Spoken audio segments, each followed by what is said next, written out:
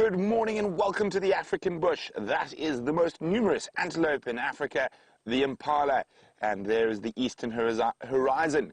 And we're on search for male lions, and this is Safari Live. Ready.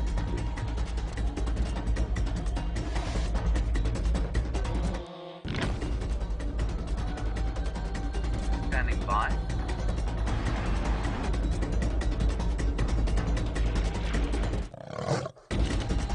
5, 4, 3, 2, 1. You are live, you are live.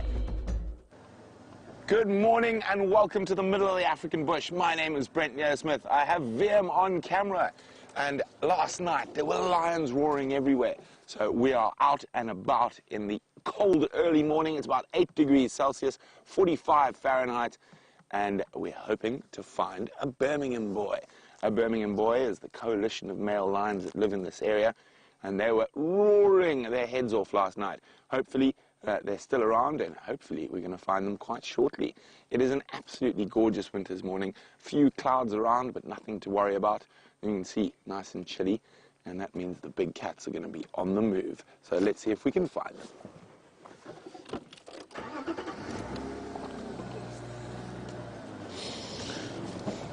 So while we stick on our big cat hunt, let's go across to James and Zander on the other vehicle, who have got an exquisite African sunrise.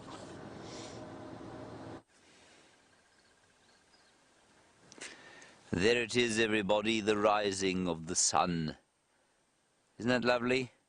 What a privilege it is to sit here just about every single day and watch that peep up over the eastern horizon. Good morning to all of you.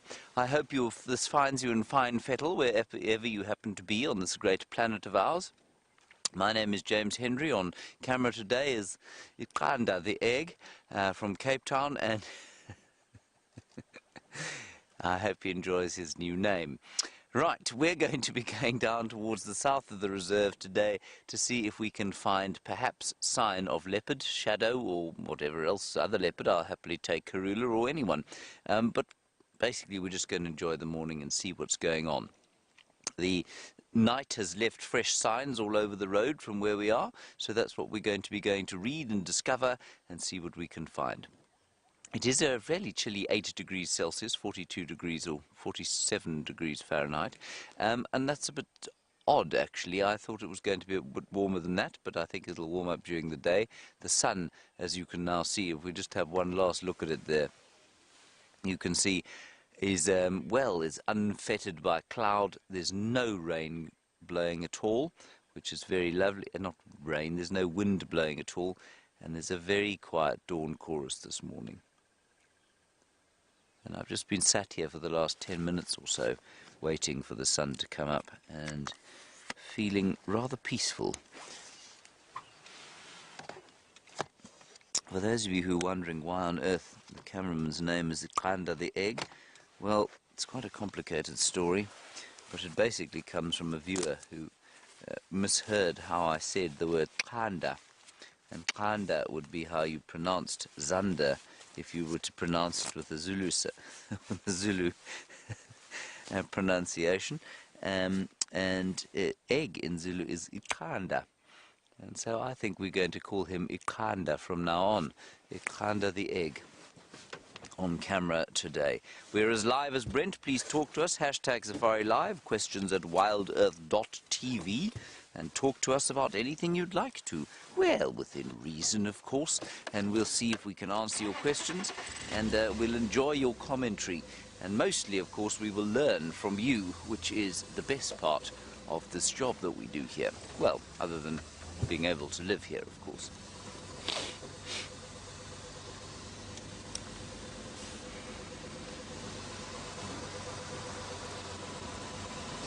Now, we are going into... Well, we're in August now, of course, so we're heading towards the spring at quite a speed. And there's a different smell about the earth at the moment. A little bit of smoke from bushfires, quite a lot of wind in August, which means there's a bit of dust up in the air. The sort of cinnamon scent of the leaf litter on the ground is starting to fade as those leaves disappear into the ground and the oils that are on them disappear. And so it's got a very distinct smell about it, the August. And it always reminds me, I mean, we all know how our sense of smell can trigger memories. It always reminds me of my sort of first experience of wilderness as a child, when we were in the mountains of the Drakensberg, not close to here, quite a long way south of here, in a place called Natal. And down there we used to go every August as a family and spend a week. And I can remember the smells of that place during the August and the long grass. And it was the first time, I think I was quite late in my teenage years, probably about 16, when I sat looking at the thatching grass moving in the August wind. And it was the first time that I was touched properly by the wilderness. And here I find myself as a result. Well, various other things conspired to bring me here, but that was one of them. There is a waterbuck. Good morning, little waterbuck. It's not a large waterbuck. Indeed, it is a small waterbuck. Still with much fur. Now, they don't get much less furry during the summer months. And I was trying to find out why on earth they should be such fluffy creatures when they live in a climate that is inescapably not cold compared with many in the world. And apparently that hair, although it is thicker during the winter, it's still thick during the summer, but apparently it's actually quite sparse. So while it's quite long, it's quite sparsely distributed. That particular one looks like a bear, mixed with a donkey. I wonder why he's on his own. Now, oh, he's not. There are a few behind there. I can see some movement there. What is interesting is that a lot of questions about waterbuck being eaten. Now, many of you will know that they have that distinctive musky smell, which I think is very pleasant indeed. But it is often said that predators avoid them because of that smell, and it's difficult to make a case for the opposite until yesterday, when the Nkuhuma Pride killed a waterbuck and ate it. We weren't with them when they killed it. It was probably killed in the middle of the day. It was quite a cool day yesterday.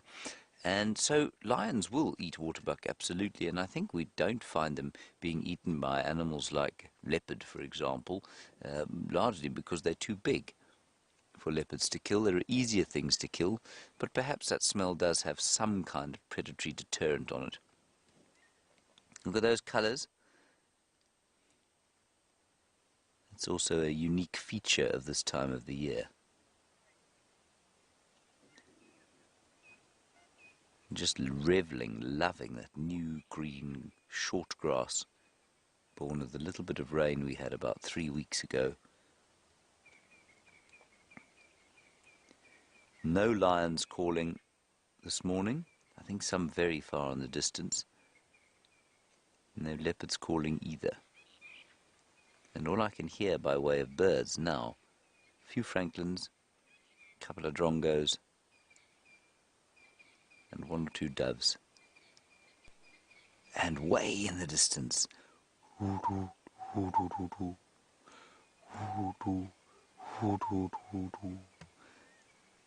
ground hornbill, which of course also has a very nice Zulu name, Itututu.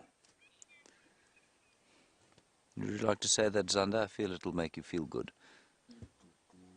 There we go. Itututu.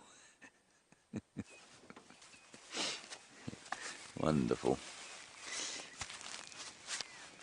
If I'm not mistaken, there was a regiment during the Battle of Isandlwana, which was a very famous battle that was fought between the Zulus and the British here in South Africa. And I think there was a Zulu regiment, if I'm not mistaken, called the Utututu. I suppose it's quite a good name for a regiment, but I mean next to them they had the Indluyengwe, which meant the sort of the house of the leopard, which sounds very military, but I'm not sure that the ground hornbill regiment sounds that military. Utututu. Alrighty, we're going to continue to the south as the sun continues to cast a golden glow across the low veld. Let us head across to Brent Smith, whose young, youthful looks are no doubt shining in the golden sun.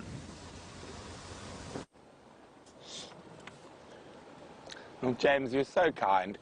So what VM and I are doing is we've turned off our engine and we're just freewheeling down this hill. It gives me a chance to use my ears a bit more, and I'm hoping to hear the roar of a male lion. And they were roaring all around last night. Those who are Jumacan aficionados would have heard those males. They were so close to camp last night that the walls seemed to vibrate.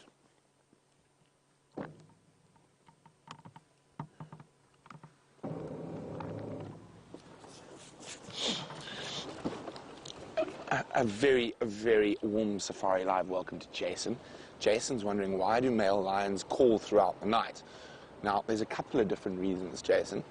The main reason is to tell everyone that this is their territory, this is their spot. They're large and in charge. Now, yesterday we had 2 Birminghams here on Juma. There was a third on Cheetah Plains, and I'm not sure where the 4th was. I think he was in Buffalo's Hook. Now, the other reason they call is to let each other know where they are.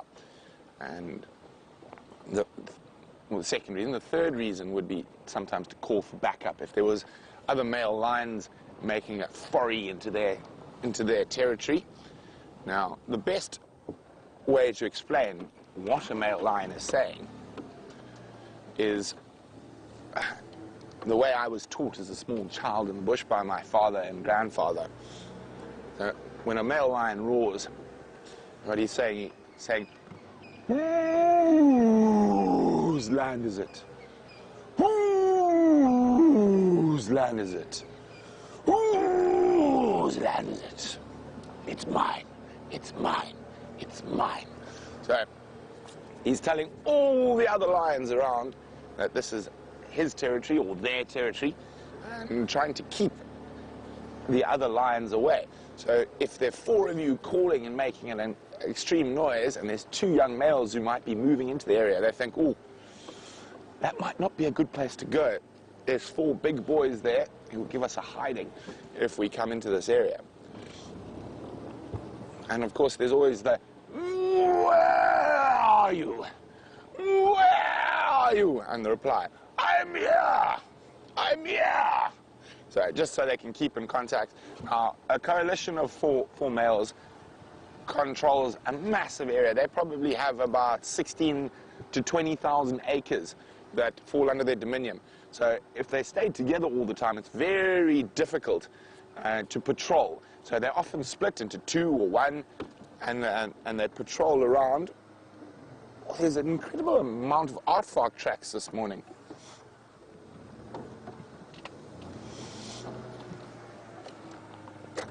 Okay, so here we go. Aardvark tracks.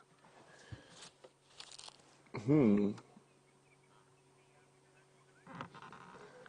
gonna find one this dry season. Hey, VM, it's our mission to see an aardvark. Wouldn't that be exciting? Now, for those of you not sure what an aardvark is, basically the translation, aardvark is an Afrikaans word that has become the name.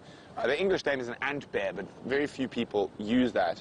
Aardvark basically means an earth pig. Now, they're responsible for most of the large excavations out here in the bush, providing homes for hyenas, wild dogs, warthogs, porcupines, and lots of other creatures. And they, of course, are termite eaters. So when they excavate to eat termites, it creates a wonderful home for many, many creatures. Very strange-looking creature, the aardvark. I recommend you Google it. And fingers crossed we're going to see one this dry season.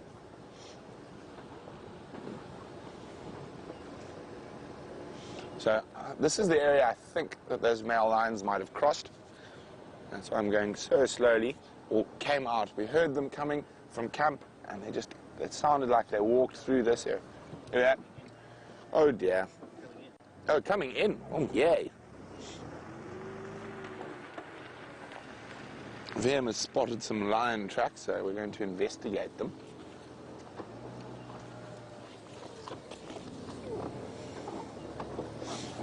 Female tracks. No, it's a male and a female. I'm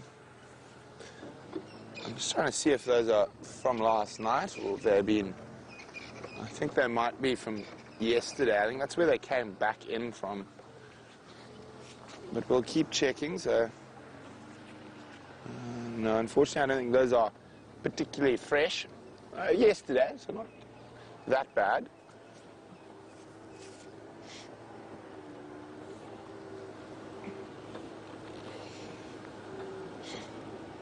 Now, wouldn't it be nice if they just started roaring right now?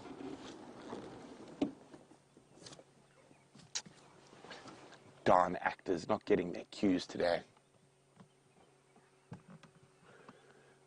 We're going to keep checking carefully along our northern boundary while we do that. Let's see how James is glowing in the sun.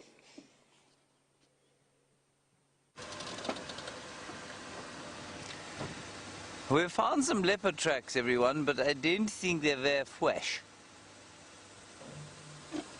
And they're right on the southern boundary, I'm afraid. Male leopard.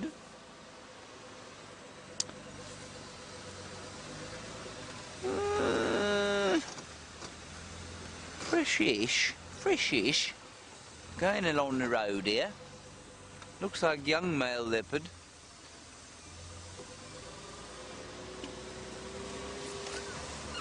Unfortunately, this is the southern boundary, so unless this leopard is lurking on the termite mound here,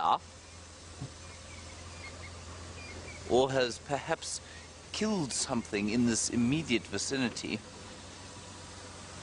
there his tracks go. I will try and show you one and find a nice one to show you. I think he's going to go across the road and leave us.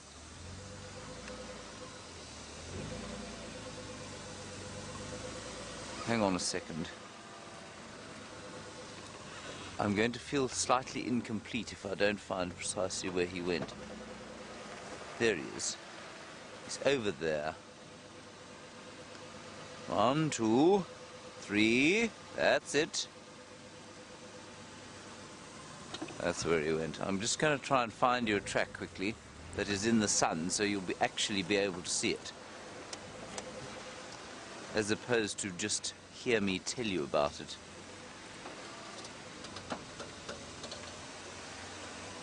They're just not very obvious ones, everyone, otherwise I would show you one.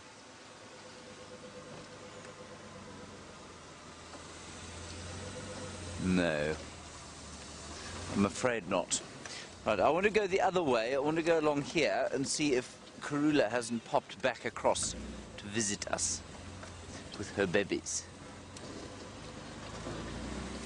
So this is our southern boundary, and I know we have had a few viewers of late. That means that we obviously can't go further south of here, otherwise we could have followed those male leopard tracks, for example. But animals can come and go as they please. There are no fences hindering their movements. There are only human property laws that hinder our movements. But also, of course, we can't go absolutely anywhere because then we'd lose signal with you. So we're operating on a little spot called Djuma at the moment. And Djuma is about, if I'm not mistaken, 1,200 hectares. 3,500 acres. Here are some impalas.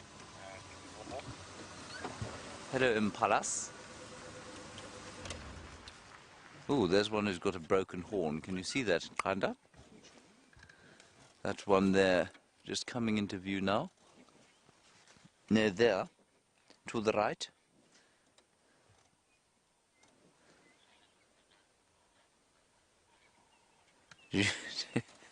Kanda, you're struggling to find this one-horned impala. Hang on. There he is. He's the one back there. He's got his head now behind a bush. Never mind. Never mind. Yes, he's the one that we can see who's... That's him. He's missing half a horn, as you just may have glimpsed there.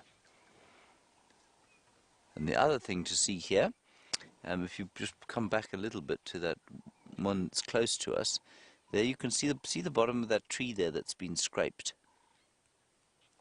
That one behind there, yeah. That's buffalo scratching their heads and exposing the tannin, which is that rich red colour on the Maruda tree. Elephant tusk mark there, or possibly a buffalo horn mark. Perfect light, golden hour as they call it. And all we need now is a leopard and her 2 cubs. Let's go a little bit forward. There's some more impala crossing the road here. And now what I want to try and see, or let's try and note how many of the females are pregnant, and let's see if they're actually starting to show yet.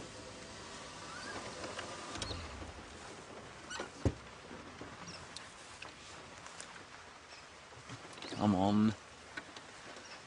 Stay. Big herd of impala, that.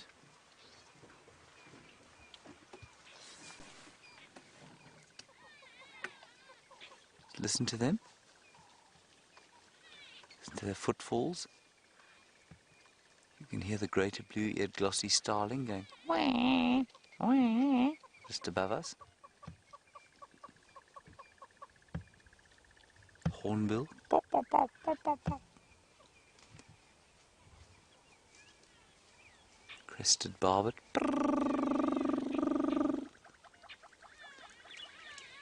Now all these birds are above us because they're in the jackalberry tree, and this jackalberry tree seems to be producing fruit already.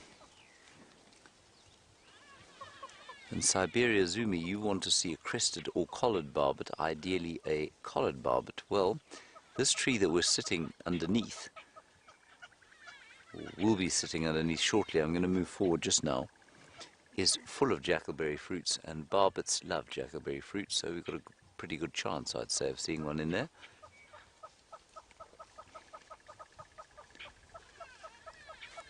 If you go a little bit forward, such a magical morning scene with the impala in the sunlight. Now, this tree, Zande, will give you nightmares, of course, because this is the tree that I tried to make him find a crested barbet in the other day. But there is a mass of bird life in this tree.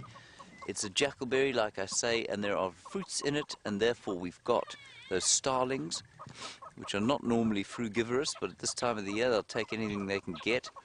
We've got the hornbills, we've got a few grey go-away birds. I can see a green pigeon in there. That's the starling. That's a greater blue-eared glossy starling, so you can hear it going wah. There's at least 2 species of hornbill in here, a yellow-billed and a grey. That's the grey go-away bird's tail, you can see there. So and there you can see the fruits there, everyone, just shining in the light there. There's the grey hornbill. There are all the delicious fruits. And they are quite sweet. They're really quite nice to eat. Now let's see if we can find a barbet in here for Siberia Zumi. I don't see any, you know, this is quite strange. If you sit here for long enough today, I promise you the barbets will come.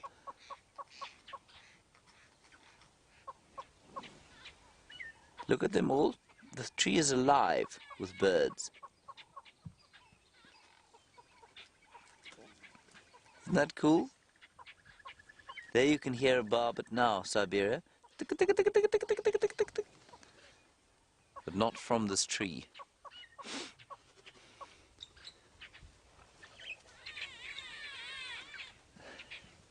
It's so cool. Isn't that a lovely call of the greater blue-eared glossy starling?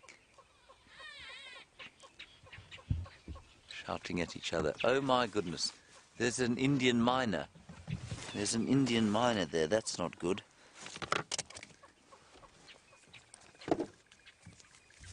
I think that's what that is. No, it's not. Sorry, I'm talking rubbish. Thank goodness. I just saw the white underflash. It's a Retz's helmet shrike. I don't know how many of you have got Retz's helmet shrike on your bird list. I will try and find it for you. Zander, it is... There's a flock of them. Just go into them there. You see that blackish bird there on the top? They're there. Yeah. You got it now? There, that's it. Well done. Good spot. Brilliant. That is the Retz's helmet shrike, everyone. Very nice. Ha! Beautiful bird.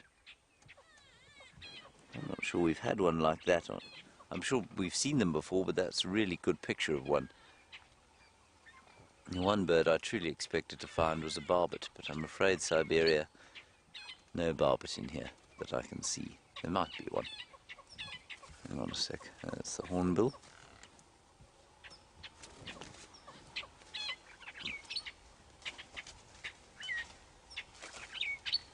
Fantastic.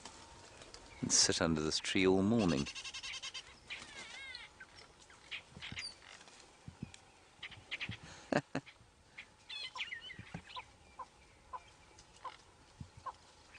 What else we can find in here? What is that? That sound? That's probably the helmet shrike going. Ticka, ticka, ticka, ticka, ticka, ticka, ticka. Everyone seems to be getting very vociferous. Obviously not wanting their fruits stolen. Well, most of these birds in here, you know, are not frugivorous all the time. They are, I mean, the helmet shrikes and the starlings are largely insectivorous when they can be, and the hornbills pretty much the same. Well, they just eat just about anything, but because this is basically all there is to eat now, there's a helmet shrike again, right close to us. There, can you hear that? That's them. There we are. Brilliant stuff.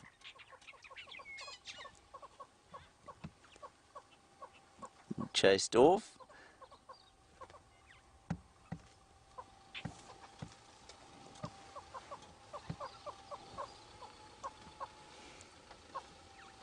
So cool.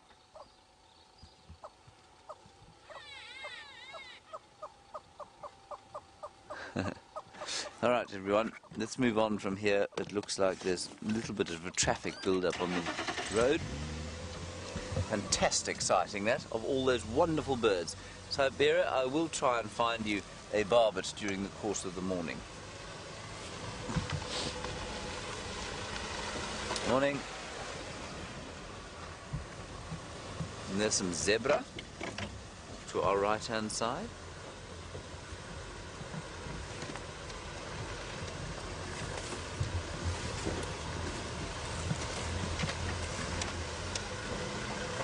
Morning.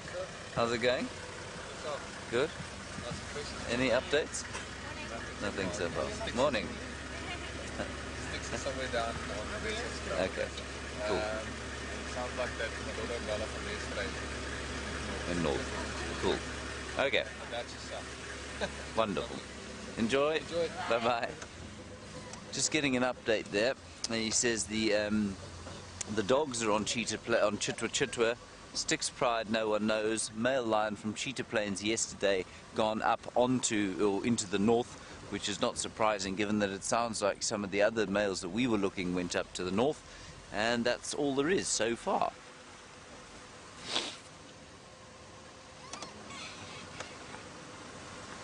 What an amazing bird sighting that was. That was very cool.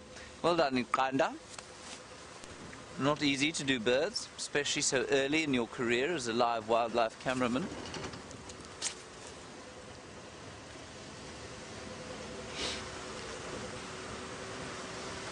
Sarah, nice one from you about the birds. You say, do we ever get southern masked weavers? Yes, we do. In the summertime, and we find them in the winter too, but remember they don't have their summer plumage, that beautiful golden plumage with the black mask around the face. They don't have that now. As we go into the summer, they will get that. Then, you want to know about the southern red bishop. Stunning bird, bright red bird. I'll show you a picture of it, in fact, because I think otherwise it'll be... you shall miss out. We don't get them here because it's not wet enough. They generally like to live in much wetter areas and reed beds, and so that's where we'll find them. But the southern masked weaver we should find. That's him there, the first one over there. Beautiful yellow bird with a yellow face, or at least a black face. But that's what they look like in summertime. The females, they're very indistinct. They're not even as yellow as that normally. And then the bishop, look at him, he's a wonderful thing. There's the southern red bishop there.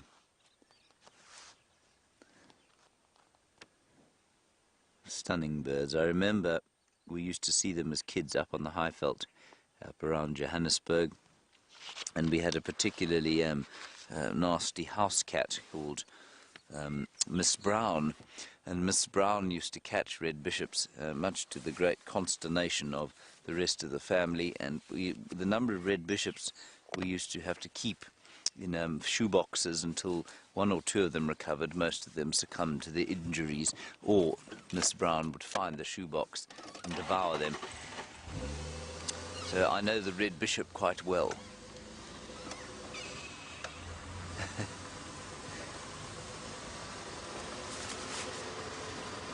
There we go. Chris Rogue has got 237, is that correct? 237 birds. And the wretch's helmet shrike was number 237. All right, let's head back across to Brent Leo Smith, see what he's got to tell you, and we'll continue our little sojourn to the east.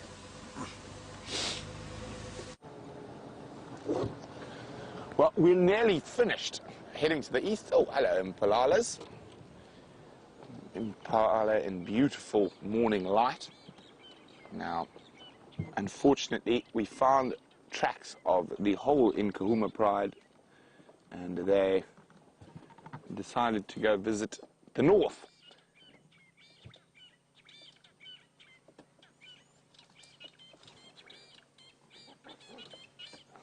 That was a very strange little noise, Mr. Impala. So the whole Nkahuma pride has crossed to the north. So that's unfortunate for us, but that's fine. We'll go check for something else, because everything that goes out, for everything that goes out, something must come in.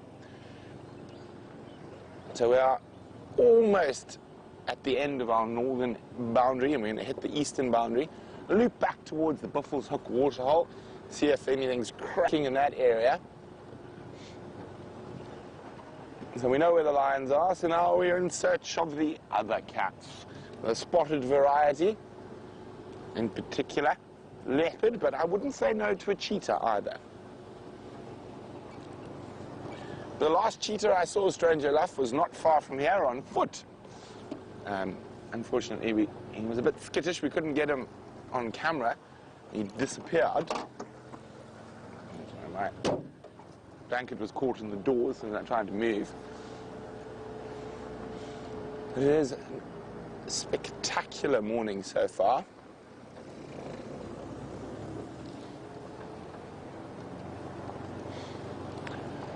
A very warm welcome to Jeanette. And Jeanette would like to know, will one big cat kill another for food?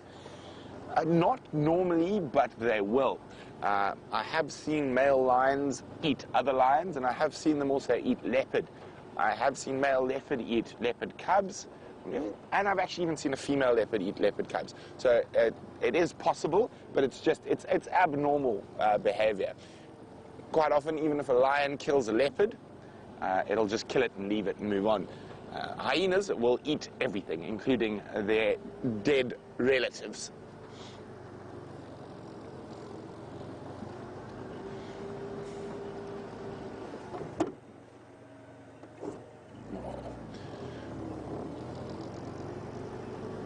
Okay, so no sign of any tracks yet. It's actually been relatively quiet. We haven't seen anything apart from those impala that we just passed.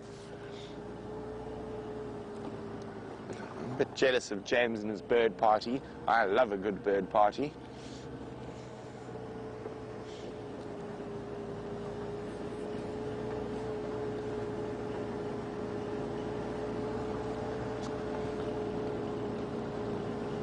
Okay.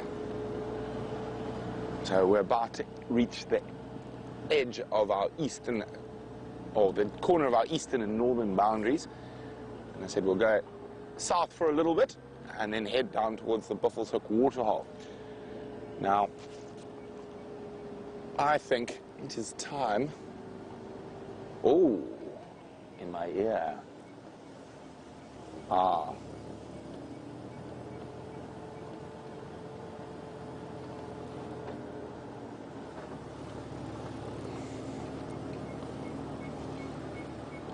Oh dear. Bad news. Aubrey has found where Shadow made a kill near Impala Plains, but it seems like she didn't put it in a tree. The hyenas stole it and she's headed to the northwest. So that's very unfortunate for Shadow and for us.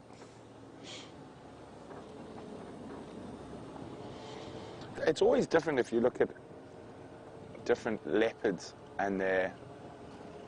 Sorry, I thought I saw something there. And their different behavior. So you've got a leopard like Krula who hoists more often than not, and her daughter, Shadow, who doesn't hoist often, and therefore loses quite a lot of kills to other predators. But also, I think there's a direct link between her success as a mother as well. So, of course, a kill on the ground is far more, if you've got cubs, is far more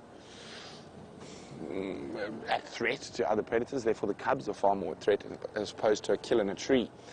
So I think there's definitely a direct link in her success as a mother. She's only raised one cub to adulthood, where Krula's raised, I don't know, 8. Might not be exactly 8. I'm just trying to think. Mishu and Duna, Shavambalan, Shavinzi, Shadow, Tundi. Might be missing, so 6. Plus the 2 now, 8. I might be missing one somewhere. If I am, let me know. Oh, Quarantine Kunuma. Yeah. So 8, possibly 10 if these 2 survive. And where Shadow is looking at 1.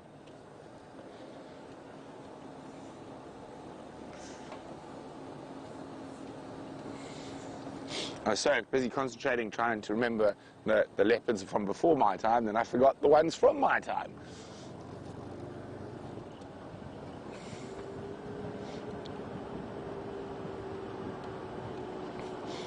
Okay, so it is a little quiet out here, but we know that can change in an instant. So I think we're going to get the grey matter going with a little quiz. See how awake everyone is. Okay, let's think. Let's do a bird. We've been doing quite a few mammals. Speaking of a bird, there's a female red-crested korhaan. And that is very funny because I was going to literally ask a bird question about a member of the bustard family, which this is. And the question is, and I gave a little hint there, what is the heaviest flying bird in the world? And if you know what that is, questions at wildearth.tv or hashtags SafariLIVE. But from a ground-dwelling bird to a nocturnal bird with James.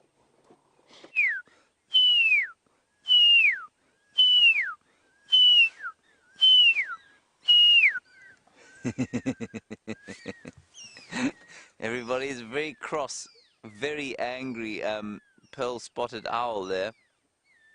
You can hear them calling. He's gone off to the right there, Iggy. Somewhere in there. I'm sure you heard them going there. I'll try and call them back here.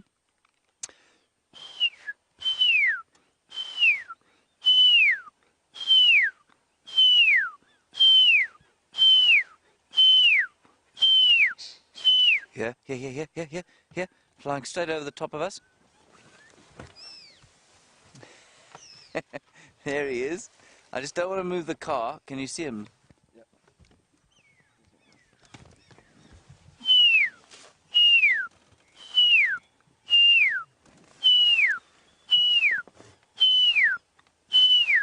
He's in that tree. There he is. Well spotted. Geez, that's brilliant. Well done. Listen to them. There you can see him calling.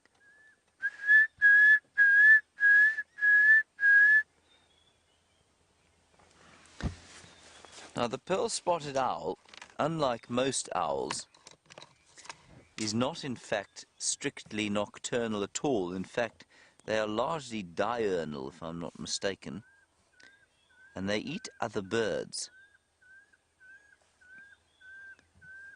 Isn't that a nice sound?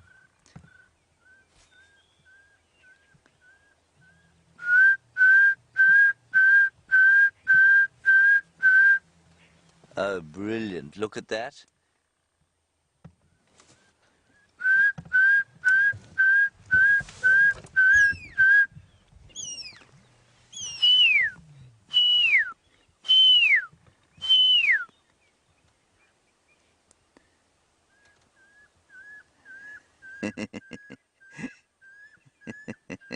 That's an awesome shot. It is often active by day, but hunts and calls mostly at night. So they are nocturnal as well, bit of both. Very nice. That's, I've got to tell you, these are the same two we saw in exactly the same position the other day. We were sitting around here and looking at, I think it was at some elephants, and then these two started calling. So they're the only two on Juma I've ever found that speak the dialect of pearl-spotted owl that I speak. We'll try and get him to call once more.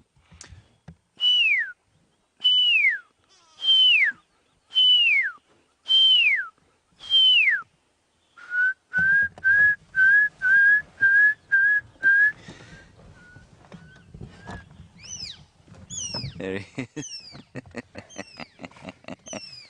He's so cross.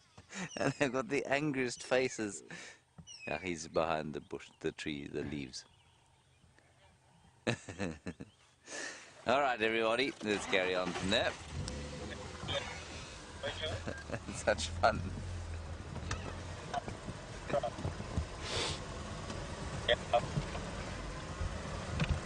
I can still hear him going.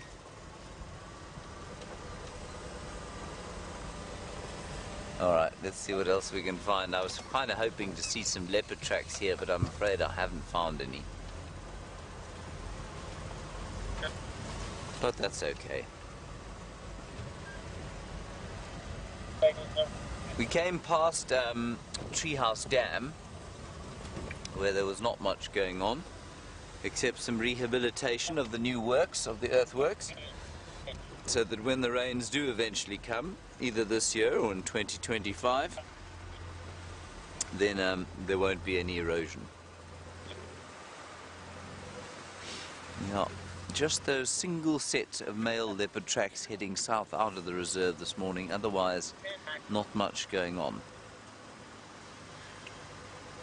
Alright, we're going to continue down this way. Let's go back to Brent, get an update from him, and hopefully the bushwalk will get going at some stage.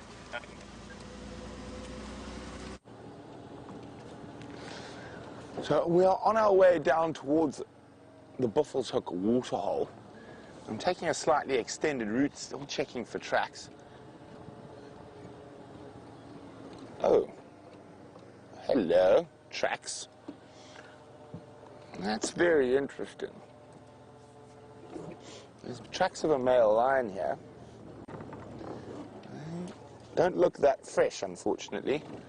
I think everyone's driven around to look at them, and so they haven't been driven over, but they are not fresh, unfortunately. But unfortunately, no male lions calling this morning. Now, of course, there's 4 Birminghams, and as I said, they split up regularly. So there's possibly still a Birmingham on Juma somewhere, so we'll keep checking.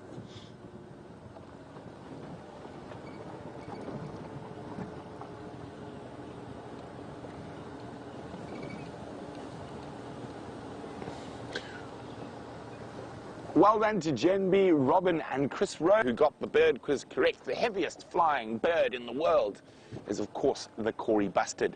And I'm still waiting. I think we might see one at Cheetah Plains. And look at that. A Steenbokkie in beautiful golden light. Little female. that is not disappearing at a rate of knots.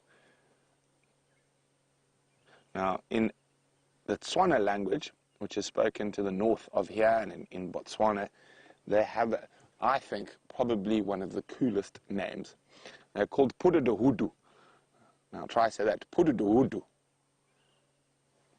There's actually a little village on the edge of Naipan National Park that is named after the Steenbok. It is the village of Pududuhudu. We used to stop there on our travels from boarding school to Maun, and at Pududuhudu we were allowed a sweet or an ice cream.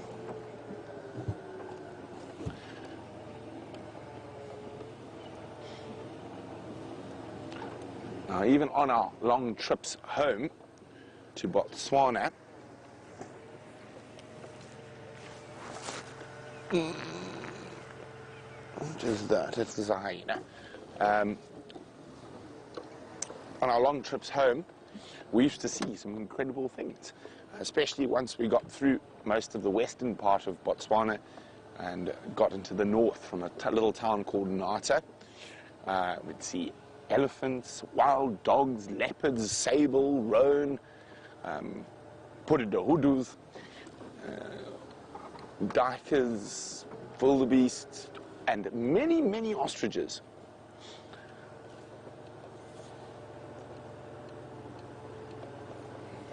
Okay. Still just checking very carefully, because we did have that little bit of rain. It's made the ground a bit harder.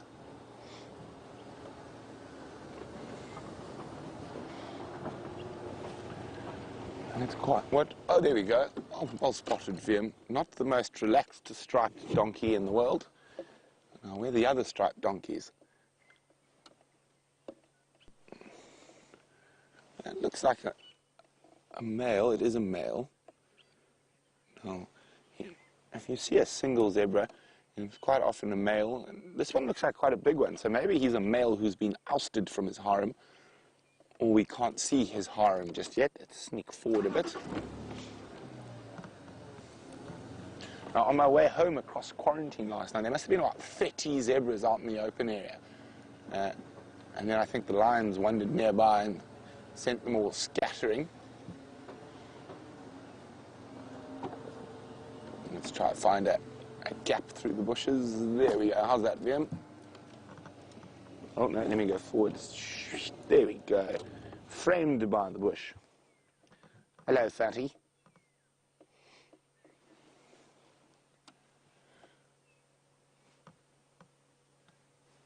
I'm still checking out. I don't see any other zebras around, so I think it could be a stallion who's been ousted from his harem, or he's about to challenge for a harem. You can see the male zebra's necks are much thicker. And I'll be very happy with a slight green flush that's on the grass at the moment from that little bit of rain.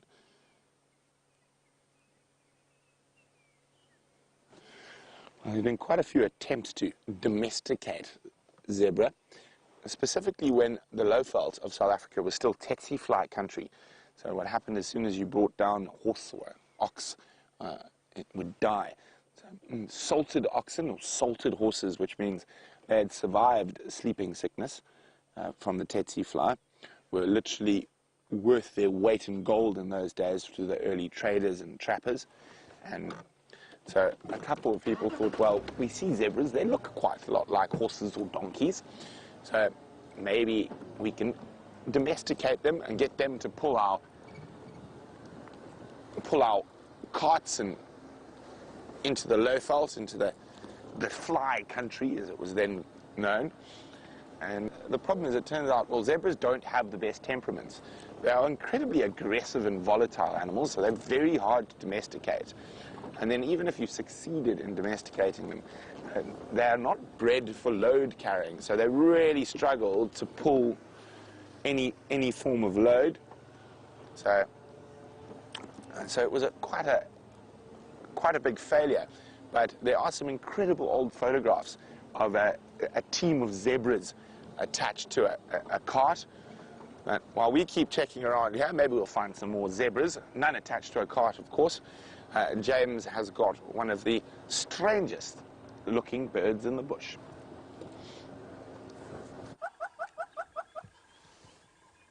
I don't think they look that strange, but they do have the most amazing behavior. Now just watch carefully.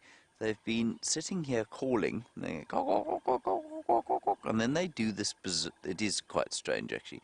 They do this sort of bizarre display. Just watch this fellow here. So they do the normal call, now they get each other into a frenzy.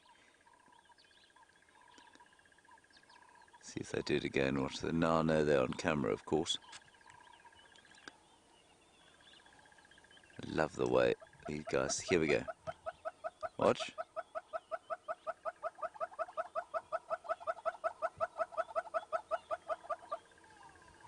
No, not this time. Keep watching, everybody. Don't go away.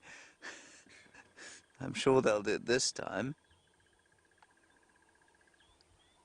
Come on. Don't let me down. Here we go. Come on. There we go. I don't know why that's so funny to me, but it's hilarious. Well done. Thank you very much. Gentle hornbills.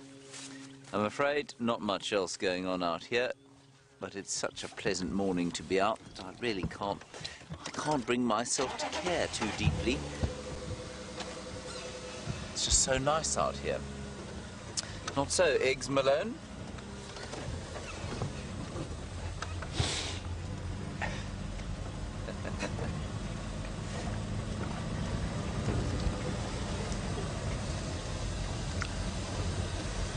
Maybe we'll pop over the damn wall here and find a giant pride of lions that have flown into the area during the night. No, not so much.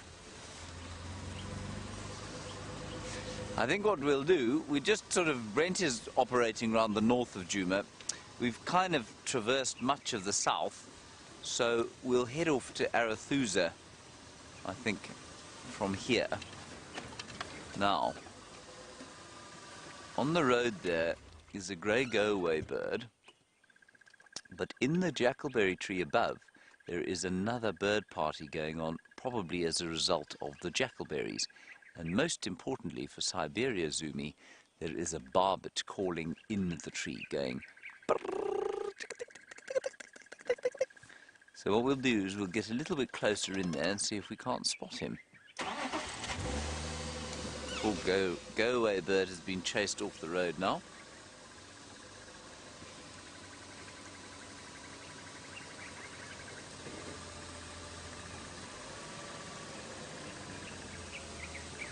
Sham, son, you want to see a white-browed scrub robin. You say we always hear them, but we seldom see them. Yes, you're absolutely right. That is the truth. No, I don't even... Can you even see into this tree? You can, eh? We'll just try and see what else there is in here. There's some bulbuls. Can't see them, though. Now, this is quite interesting here because people often say, well, you know, we want to go birding in the rainforest because we'll see lots of birds. Just look up into this tree. It's actually really difficult to find birds in big trees like this. The angle is difficult and the foliage is so thick. There are lots of grey go-away birds in here.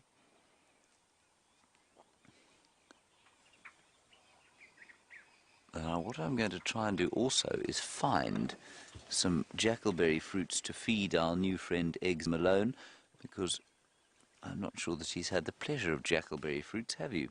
Eggs? Not yet. I see one. Let me fetch it for you.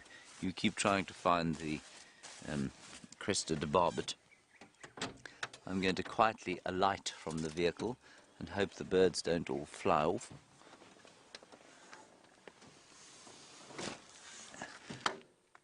I'm being about as stealthy as a buffalo as I drop my microphone.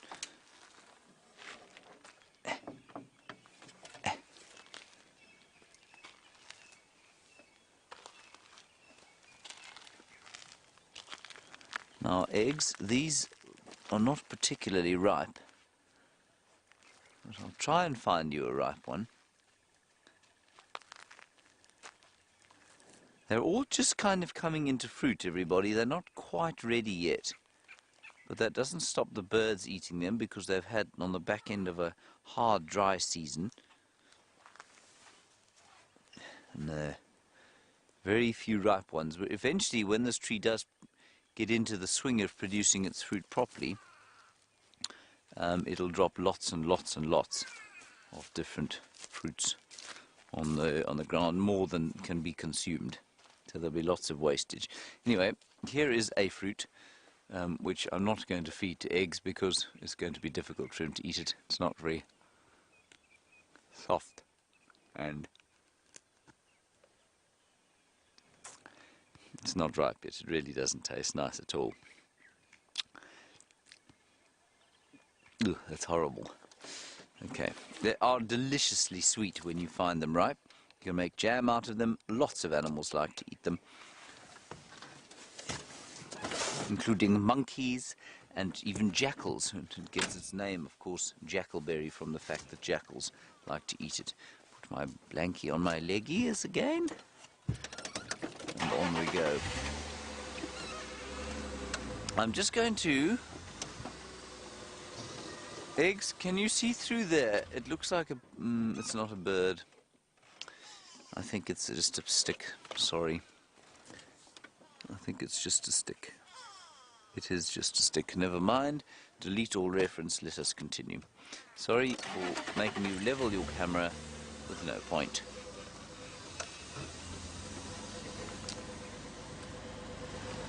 Siberia, I failed to find you a barbet there. I'm sorry about that. I will keep trying.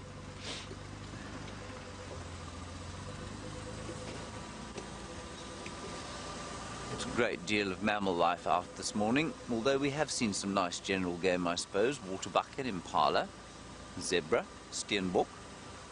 I'm including Brent's list here, of course. No large hairies. But it is such a gorgeous morning.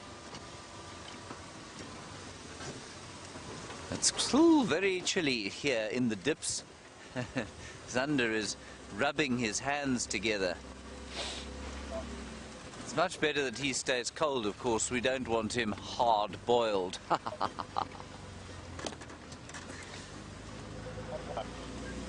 Which is what he will be in summer.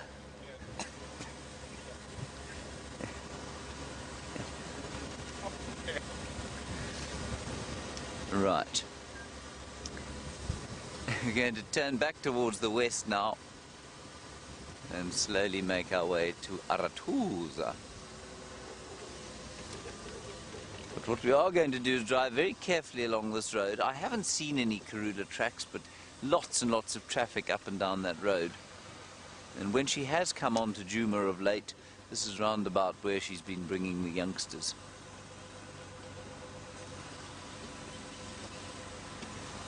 Who I really feel I'd like to spend some time with this morning, but I don't think she's come back. Now I can hear a white-browed scrub robin in there, but to see one is not easy. We'll keep trying to do that also.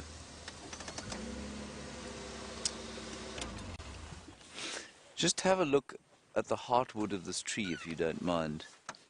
Handa. Now, this is a knobthorn tree, everybody, and what I would like you to notice, or perhaps you can notice, is that it's, I don't know, you probably can't see, but it's really hard. It's tremendously hard, and much of the wood out here is very hard. And so if you can get a piece of wood like this and you can plank it, you can really make a lot of, I mean, you can get beautiful wood from the hardwoods out here. But because most of them, in the presence of elephants like this, you know, I mean, they break and they cut in pieces and grow all scraggly because of the elephants. It's very difficult to actually get some sort of planking timber from the wood here, but you can see how when you do get it, the color is just spectacular, and that's the heartwood there of Acacia nigrescens, the knobthorn. Very hard. Very slow growing.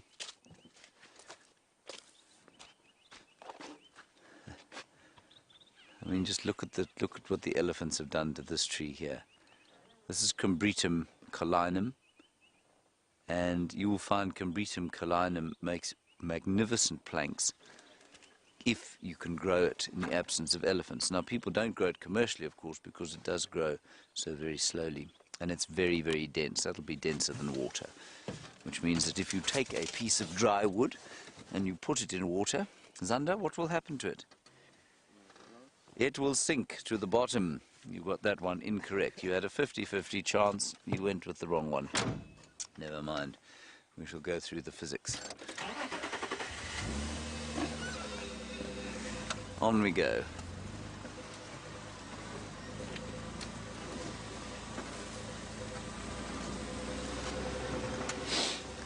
We were going to have bushwalk out this morning as well, everybody, but I see that there has now been some kind of catastrophic failure on it, and so it won't be going out. It's not actually catastrophic. I just really like the word catastrophic. It sounds so dramatic. But bushwalk will be up and running hopefully tomorrow or the next day or Monday or something like that.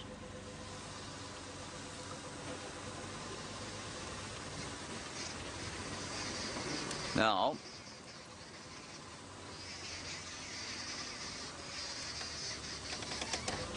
hello Charlotte in Denmark. We often also talk about Aramark babblers, but we seldom see them. There were some in plain view, they're not in view anymore. Charlotte, do you want to know when the impala are going to give birth? Normally it's around about the first rains, which will be the end of November, early December, somewhere around there. So that is a wonderful time of the year. And all the little lambs are knocking about. It can be quite a sad time of the year too, because many of them get knocked off by the predators. It is not unusual to find an impala lamb draped from the limbs of a tree. And I imagine by then, of course, how old will young Hosana and Shongile? They will be by then 10 months old. So it is quite conceivable that both of them will be able to make a solo kill of an impala lamb by the time those little chaps come along. They, of course, have just celebrated a little monthversary on the 2nd of August. Okay, not much going on here. I'm going to start moving a little bit quicker towards the west. Let's head across to Brent and find out what he's doing.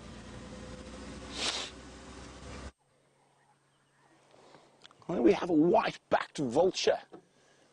Now, always worth a look if there's a vulture around. Is there a kill? But I think this one's just sunning itself. It had a nap on that tree last night and waiting for it to warm up so it can catch a thermal. And, oh. Hello, hello. Let's have a look through this gap. What is there? It is a giraffe. Virm's favorite animal. And he's got an oxpecker on his horns. And he's eating a tamburti tree. Must have an upset stomach or an infestation of tapeworm. So the tree he's eating is quite noxious. And a few species will eat it if they've got tapeworms. I think he might just be eating it because there's not much else to eat in the drought. A nice big giraffe. Massive creature. The tallest living land mammal. Can weigh over 10,000 pounds. No, sorry, I lie. Completely. 2,000 kilograms. What's that? 2.2. 5,000 pounds. Yes, maths is not my strong point. It's lovely long legs. Enable them to walk quite swiftly, which is where their name comes from. It's from the Arabic Zarafa, and the one who walks swiftly. He's really attacking that Timberti.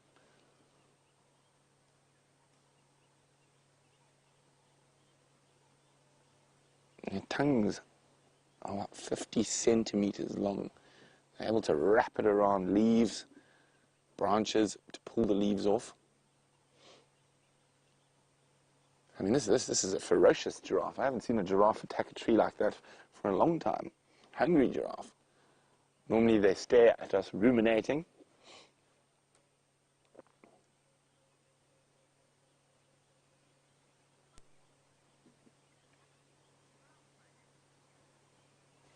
Well, Amy is so happy to see giraffe. So am I, Amy. Nice big male. Now, of course, apart from his massive size, which is an easy tell that it's a male, his horns give him away. A nice way to remember Amy is males are bald, no hair on top of his horns, and females don't go bald.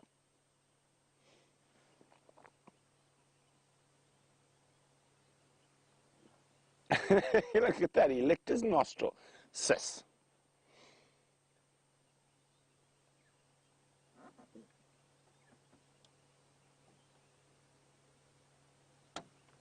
Listening? What can you hear, Mr. Giraffe? They're incredibly silent animals compared to the rest of the animals in the bush. They do make some low grunts and snorts, but very, very seldom. The only time I've seen them doing that is when they've had lions attached to them or during game capture. And you see that bulbous bump in the middle of his forehead. Now, that's a build-up of scar tissue from fighting. So giraffe use their heads to beat each other, and they swing those long necks. Now, for a long time, people thought a giraffe's long neck was an evolutionary adaptation for feeding. But the more research is done, it's actually an evolutionary adaptation for fighting. The longer the neck, the bigger the fulcrum, the harder you can hit. And that gives him access to females. Anyway, he's now stopped attacking the Timberti tree and is ruminating. We'll leave him to ruminate in the early morning glow while we try find whatever else might be around the next corner.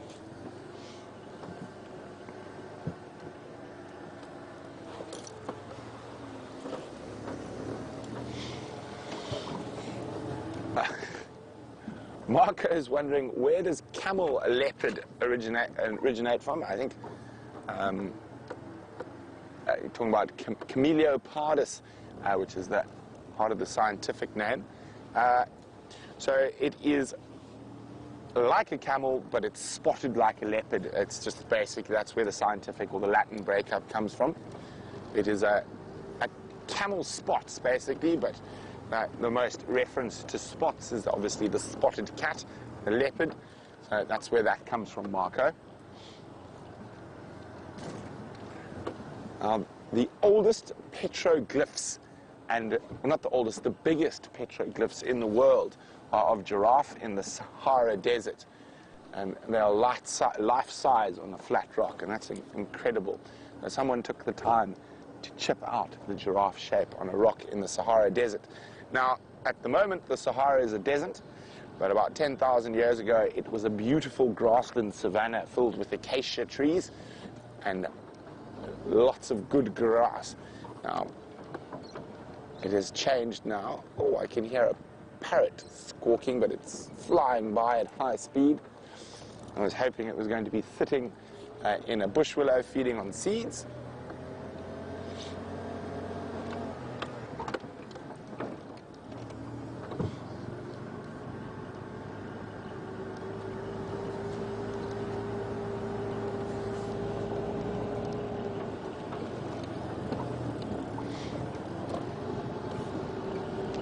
Hi, Chris.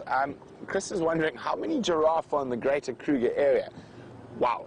I'm afraid I could not give you a specific answer. I can try find out for you, Chris. A rough estimate from Kruger itself. I don't think we count giraffe in the greater Kruger in terms of game counts. And Chris is also wondering, do they travel in packs? They do. Generally, it's the females that'll travel in a group. And some lovely collective nouns for a group of giraffe. A journey of giraffe is a group of giraffe that is on the move. And a tower of giraffe is a group of giraffe that are standing still.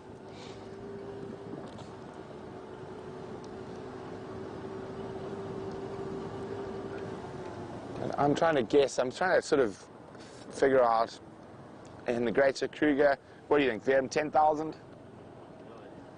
Between 5 and 10,000 would be my guess. But it seems like James is on a birding safari, and now he's got a bird that brings death from above.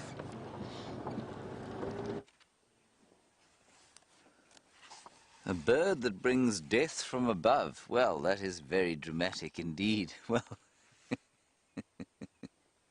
if you happen to be a lizard, then I suppose, yes, this bird might bring you death from above. It is a lizard buzzard, everybody. A lizard buzzard. Oh, it's going to look for some lizards. Here it comes. It's not very fast, is it, Zander? Too fast for you, but you are from Cape Town. That, everybody, as Kirsten just says, is flying death, you see there. Unbelievable, eh? Flying death.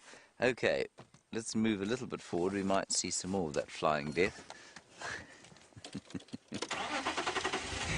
Death from above. It is very much Brent Leo Smith. It's still in that marula tree there in front of us. Struggle to find lizards in a morning like this. I've got to tell you, it's not warm out here yet. Despite the brightness of the sun, you still see it there. Eggs. There it goes.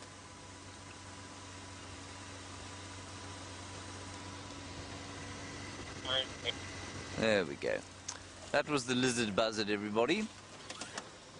It's only about, I don't know, about 3/4 of a foot tall. So not very big, and you saw quite slow flying there. And I suppose if you're catching lizards, you don't have to be able to fly too fast.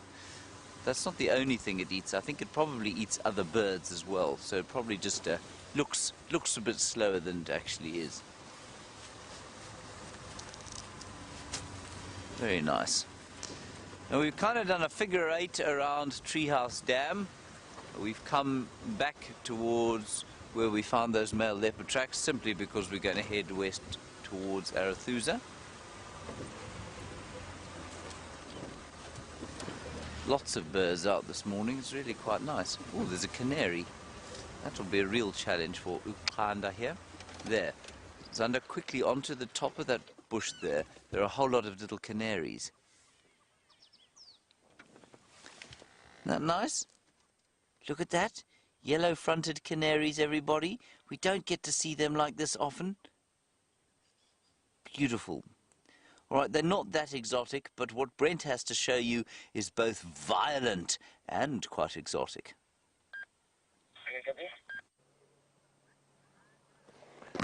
Well, we've got some male impala doing a dance, the war dance. These guys are about 2 years old.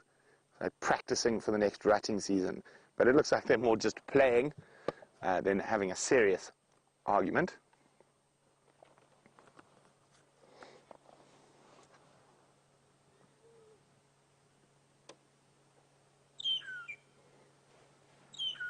Okay, well, it looks like it's all over. So, we'll keep moving.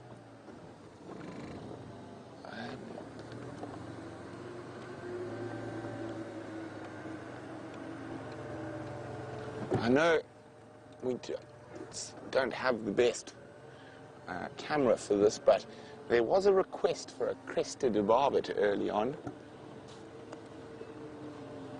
Where's he hopping? There's he hopping. You see him there, Liam? There we go.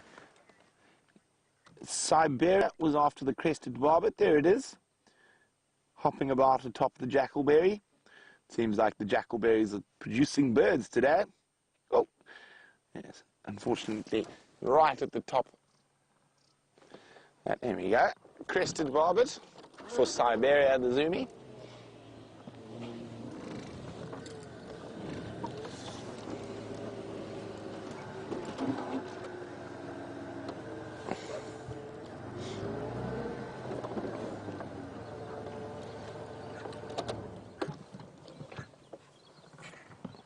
There we go. Birchall's. Oh no, there was a Birchall starling. There is a Birchall starling somewhere. There he is. Off he goes. Now I heard another bird calling around here. We'll have a look if we can find him. There we go, that roller, but unfortunately he was off like a terrible smell.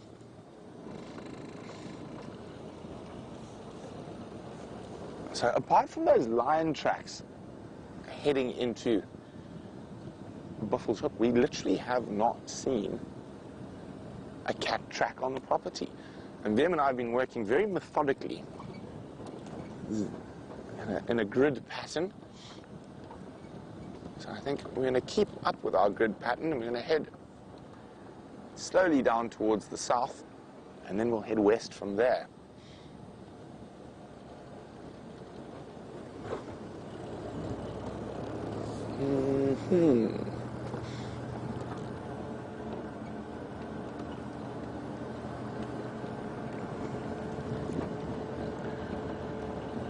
Still quite chilly, so there's still a chance the cats could be on the move. Or hopefully, even better for us, they'll be stationary basking on a termite mound and decide to move when we arrive.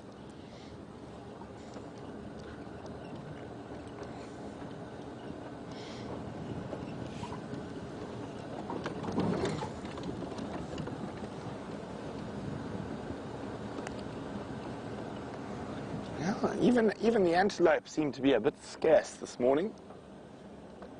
We've seen, what, one zebra, some impala, the odd waterbuck.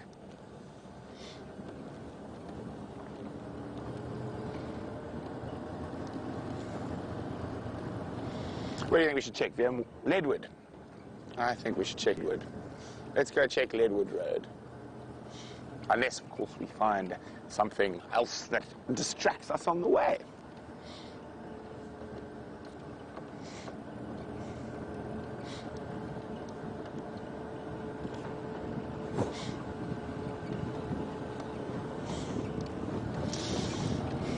Hi, Michael. Michael's asked a very interesting question. Do I think that hyena know which leopards don't hoist their kills and follow them more often?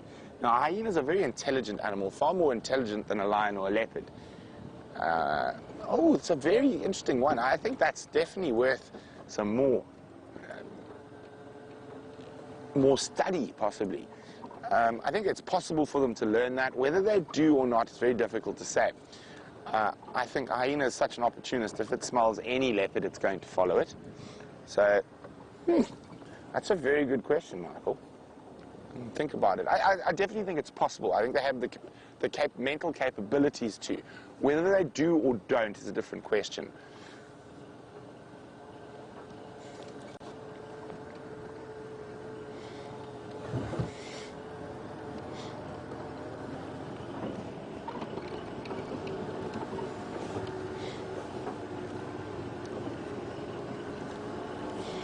Not even Ellie's this morning.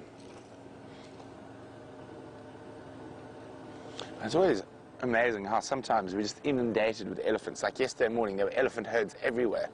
And this morning, just the tracks of them passing through.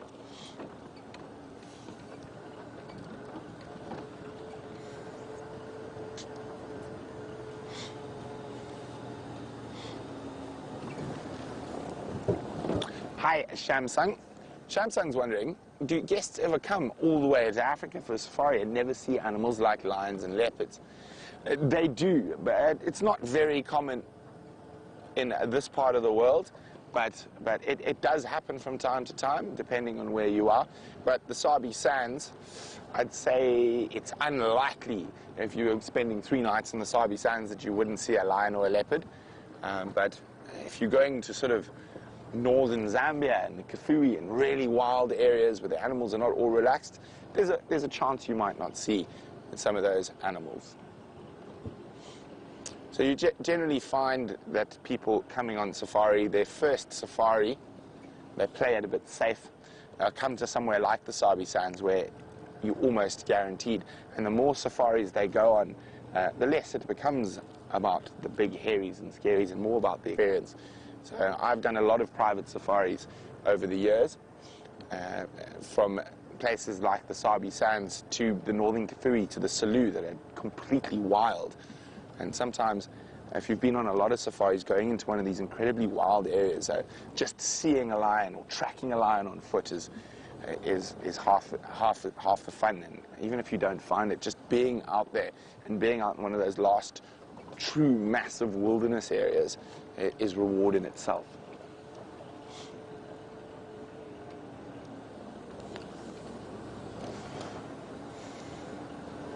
Liam and I were actually discussing a trip we might do in a couple of weeks when we're on leave, up to the northern part of the Kruger, into a very little known area that is hardly any people go. So it borders the Kruger, but it's open to the Kruger, so there's no fence, and it's really hard country up in the, it's on the edge of the Soutpansberg mountains, ravines, and on the Lavuvu River.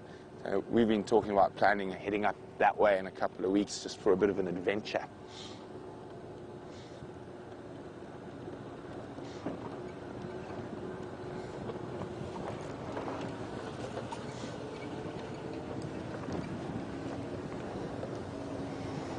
And of course, for me, one of the bonuses about that particular area is they had tiger fish in that river. Liam, you're not a fisherman, no? No, they're fish not Oh, there we go. Liam's never caught it. Should I teach you how to catch a fish, Liam? No. Yes, fishing is one of those things. You're either a fisherman or you're not. You don't really have people sitting on the fence. I think all children consider themselves, if the opportunity there, will fish. As soon as you get a bit older, and in my experience, you're either a fanatical fisherman or you're not. I'm definitely a fanatical fisherman. I probably have I've got 11 or 12 different fly rods. Probably got about, 25, 30 sort of conventional tackle, bait casters, coffee grinders. I have got 4 massive black boxes of different fishing equipment, ranging from a 2-weight 1-ounce fly rod for fishing mountain streams to my massive Saltiga setup that I can catch marlin on.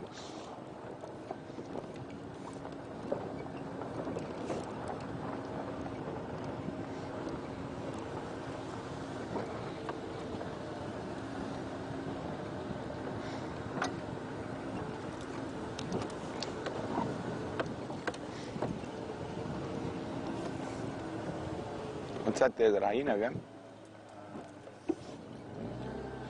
Hi, Lael. Lael's in Washington. Lael would like to know, how smart are the South African city folk when they come out camping in the bush with all the predators around? Lael's saying, well, we don't really worry about being eaten when we go camping in the US. Well, see, Lael, I think I'd be more scared camping in the US with all those bears you have.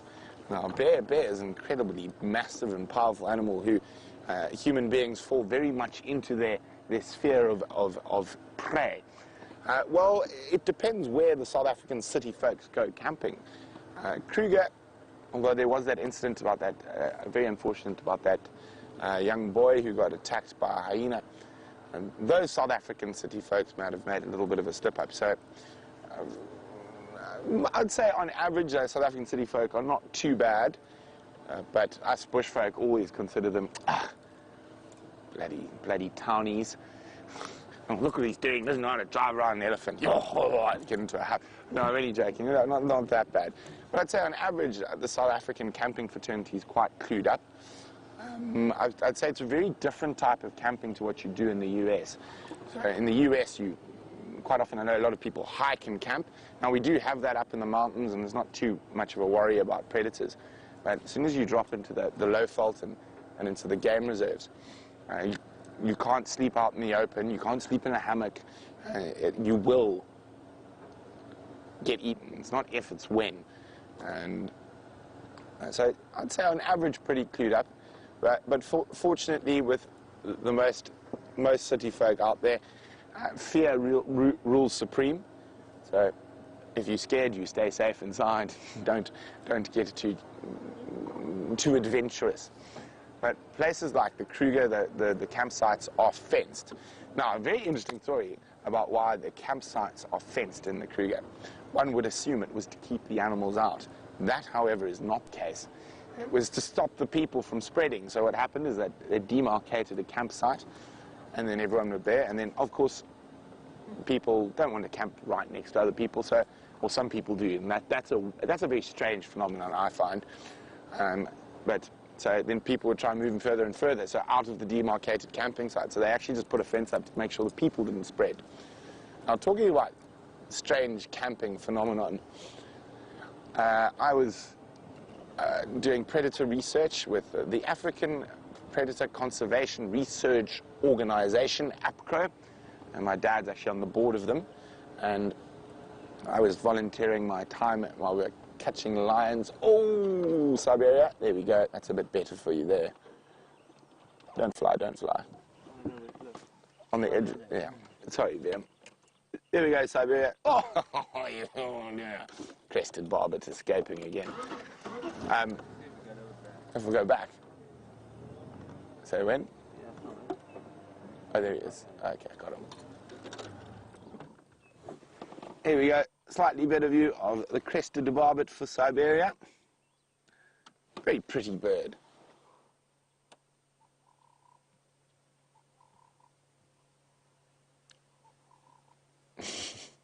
Sunning himself in the early morning.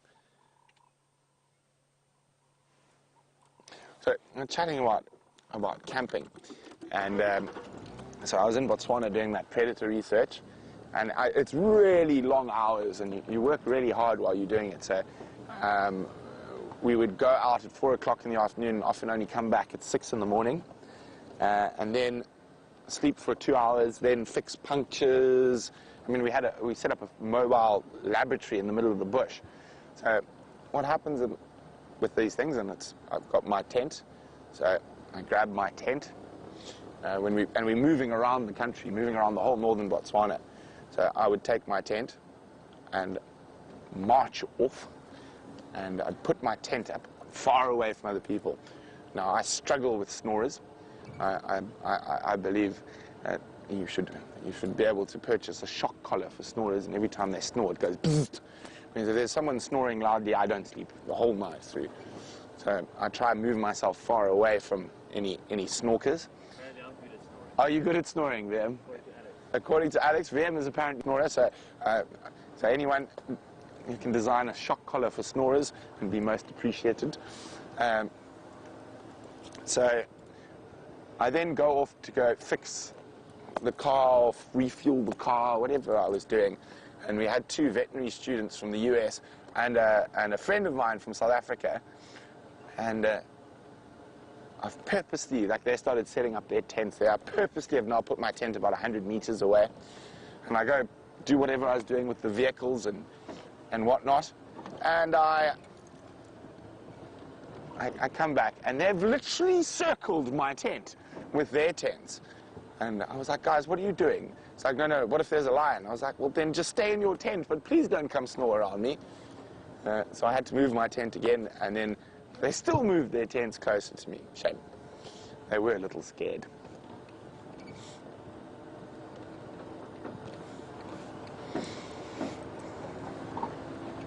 Now, VM, if you want to know about camping in South Africa, VM is what I would call an expert.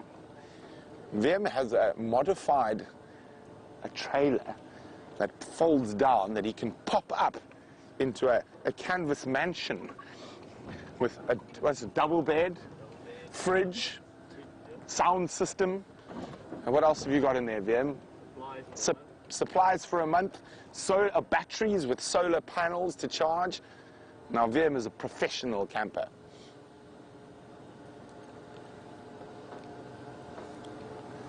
Okay, so we've now checked all the way down to our southern boundary from the north, and we're checking very carefully, very systematically. Unfortunately, we have no sign of any kitty cats or wild dogs. So let's go see how James is faring in the west.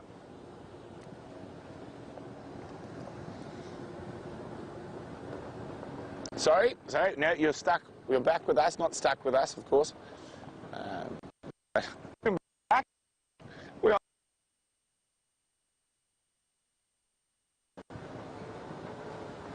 We are going through the Mawati River. Now, we know Karula does move quite a bit, so even though this area has been checked for Karula early,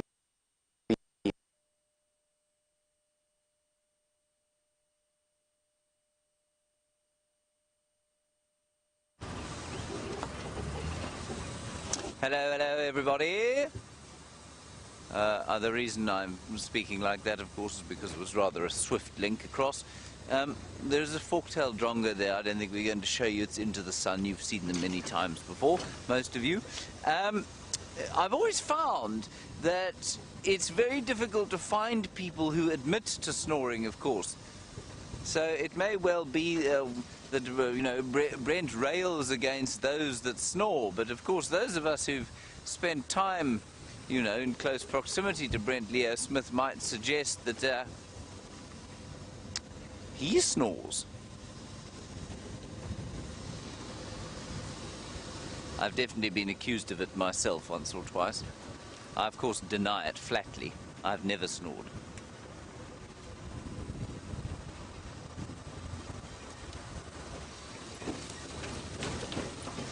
Right, we're going now to Arathusa. We're nearly at the boundary. We'll go and see what's going on there. Many birds going on here at Djuma. But all the lions, after an extended period here, seem to have gone on to Buffelshoek. No one's found them. They're now looking for a cheetah on Torchwood, but no one's found that either. Now, I know Brent did tell you that Shadow apparently killed an impala somewhere around the power lines, which is not too far north from here, and then headed west, quite possibly back onto Arathusa. So that's what we're going to do as well. And we'll see if we don't get lucky with Shadow. I must confess, the lack of elephants and buffalo and that sort of thing is rather interesting. There have been almost no buffalo bulls since I got back from leave, and I think that's because there is a bit of water around the place. Now, this fork-tailed drongo, of course, is so close to us that I think we should probably show him to you.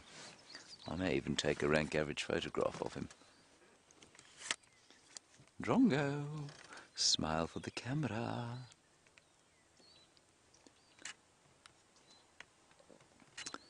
Of course, I can't actually find him in my camera because my skills are so poor. There we go.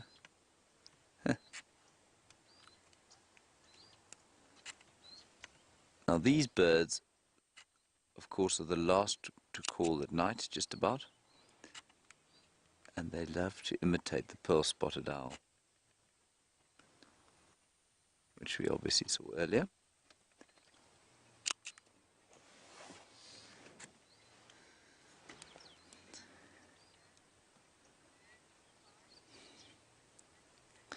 And Pinchy Hyena's hat. Wonderful question from you about whether or not people ever book private bird safaris to only look at birds. Pinchy Hyena's hat, when I did a little bit of research about, I don't know, it must have been a good 10 years ago now. I think there's a leopard coming this way. There's a great crunching of vehicles. Pinchy Hyena's hat, I will talk to you now. Yes, Well, I did some research about 10 years ago. It was globally a $2 billion industry, purely birding safaris. So yes, absolutely, people go purely on birding safaris. The reason I say I thought there might be a leopard coming was there's a great crunching of vehicles in the bushes here. Ah, there's a buffalo. I'm not sure what they are driving out on though.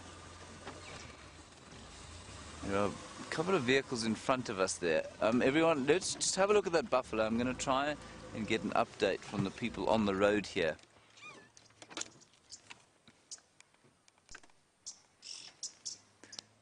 Stations on the Triple M break between Arathusa and Vuyatela come in.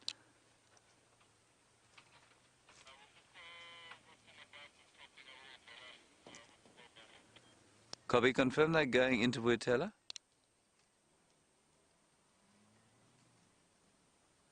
I've got some wild dogs there, guys.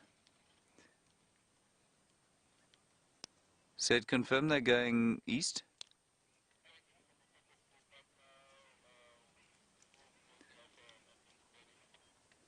Okay, copy, thanks. Confirm many stations there. Okay, copy. I'll go up. Will you just keep me posted if they go east? People, there are wild dogs there. I think it's going to be worth our while to go up. We can't, well, we can go up the road here. We can't go join the sighting because there are about 68 vehicles trying to get into that sighting. So what we'll do is they could well come across onto Vuyatela. None of those vehicles will be able to follow them. So we need to be in a position where we can.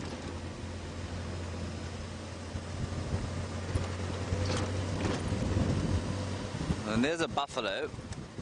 We'll stop and look at them for a while. Hello, Beefy.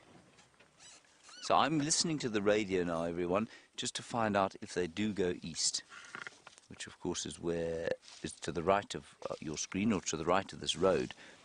And if they go that way, then we're in luck. If they don't, then not so much. Now these are 2 or 3 buffalo bulls of whom I was just speaking, and saying how we hadn't seen them for so long. Some red-billed oxpeckers have landed on them. Let me just go forward.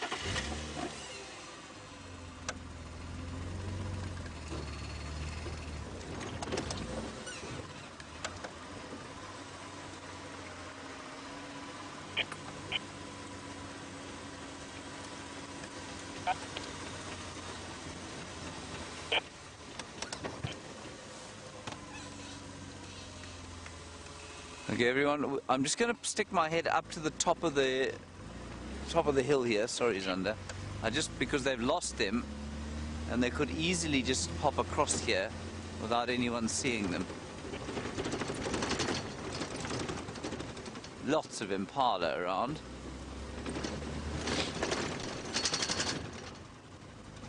Lots of vehicles around. Everyone gets so excited when we see wild dogs. We did see them yesterday, of course.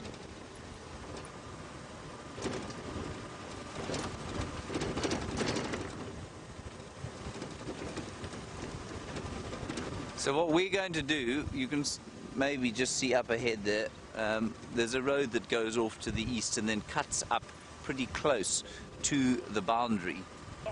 We're going to take that road.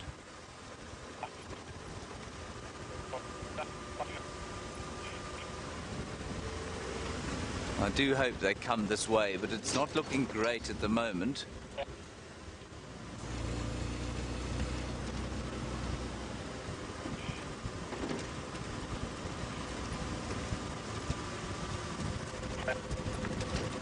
So apparently they're coming this way.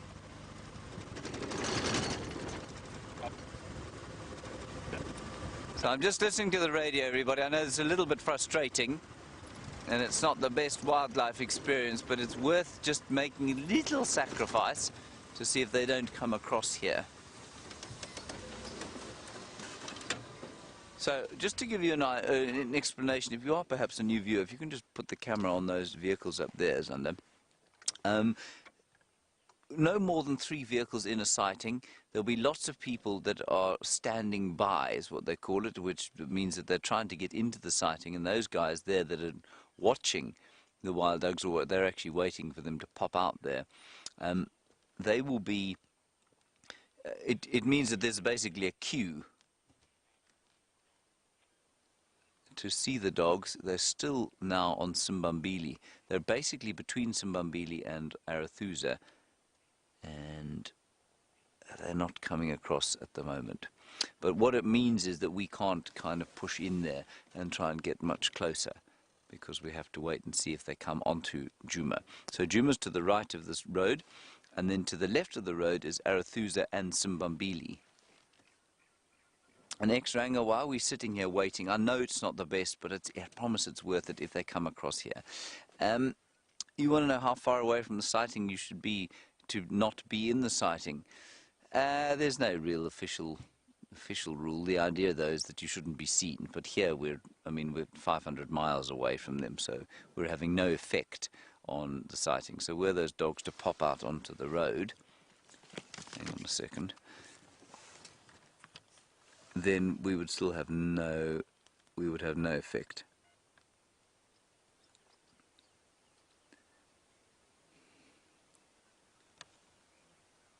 I can hear some alarm calling.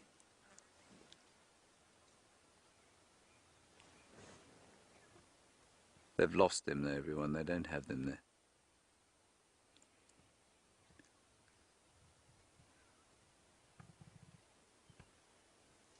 Oh well. There, Impala running across the road.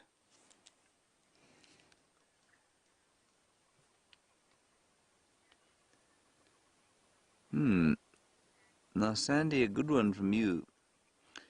While we're waiting here, you say, how do the personalities of the animals differ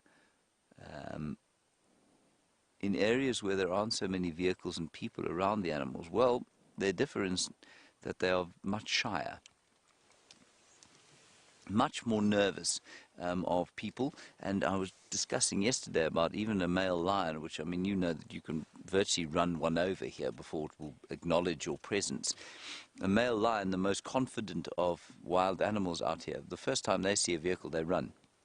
They're absolutely terrified of them, so they run away from them. And it's the same story with most animals out here. When they first see a vehicle or they first see a person on foot, they're absolutely terrified. But they do habituate slowly, some animals faster than others, lions particularly quickly. Elephants take a long time to develop trust, but they do maintain that trust as long as it isn't broken. So they do differ.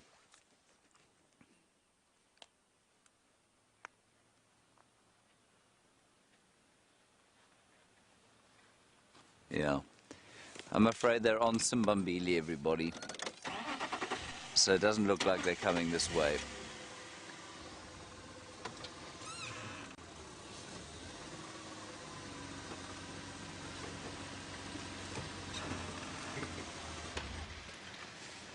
Hello, Shelley. You want to know about the wild dogs in this pack that are suffering from that did suffer from distemper? You know I'm just trying to explain it to everybody who perhaps doesn't know. So it was a big pack of dogs from Lower Sabi that died of canine distemper, and we thought the whole pack had been destroyed, but these 3 have not been destroyed. We don't know how they survived. We really have no idea why they survived, and so it's a really interesting sort of situation. I forget now what the actual question was. Kirsten? Oh, are they siblings? You say, are they siblings? Yeah, they most likely are siblings, yeah. If they've come from one litter. The 2 males will almost certainly be siblings. Whether the female is part of the same litter or not, I don't know. She looks the same age as them. But what happens with wild dogs is that they disperse in separate sex groups, and then they join up with other separate sex groups of the opposite sex, because what happens then, of course, is that the genetic legacy or the genetic depth is increased. But what happens, sorry, there's so much going on in my ear right now. What happens is that with a pack like that, they could well have, been decimated, and those ones could have been in the same litter before they're dispersed. So they could be siblings. The males are almost certainly siblings. It's likely, I think, that they're all siblings together. Okay, I'm afraid that's it from here. We ain't going to see no wild dogs in this particular position, but it might be worth going onto Arathusa anyway, and we'll see what we can find there. While we do that, let's go across to Brent and find out what he's been up to.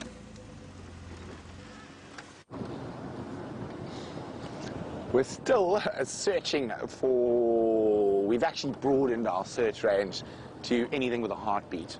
A mammalian heartbeat would be most appreciated. I've even been looking for dwarf mongoose with no success. And I think we're going to meander our way towards the area we started the Sunrise Safari in. There were some elephant tracks around there, so fingers crossed. Maybe we'll find some ellies. I could do with some elephants in my life to brighten my already bright mood.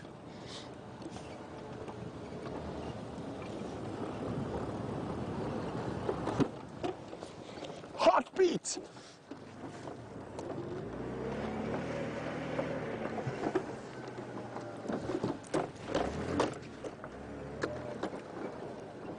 Impala and zebra, yay!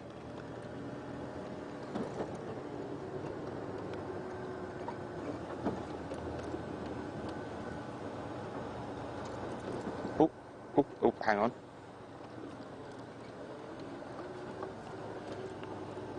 Oh, he's going east.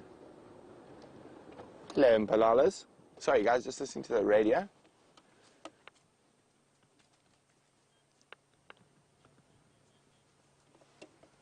Hello, Impalas. And there's a nice little harem of zebras. I think you guys can see a little one through the bushes.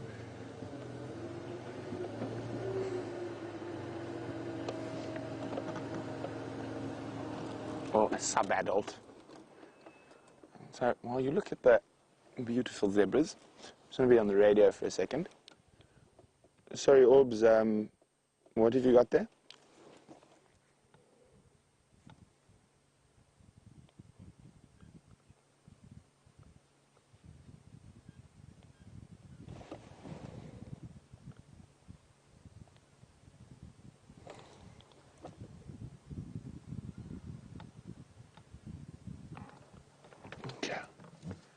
Oh, sorry, it was just lion tracks. I was just trying to see if they were heading back towards Vuyatela. Very close where we had those tracks early this morning. I think this is part of the larger group that was on quarantine last night.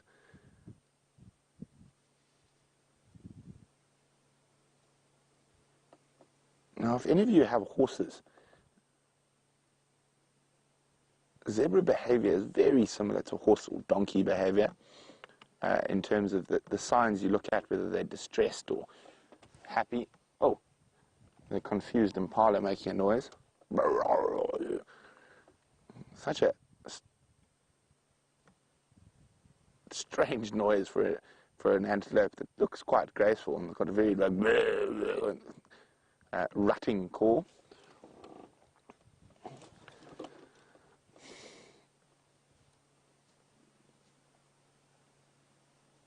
All zebras look very happy that the lions have gone to Buffel's Hook. Nothing to chase them about.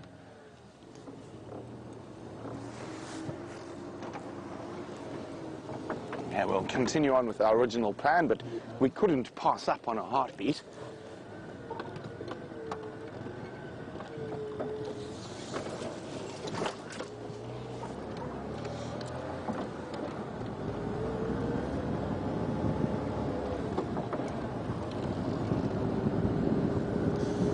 Okay.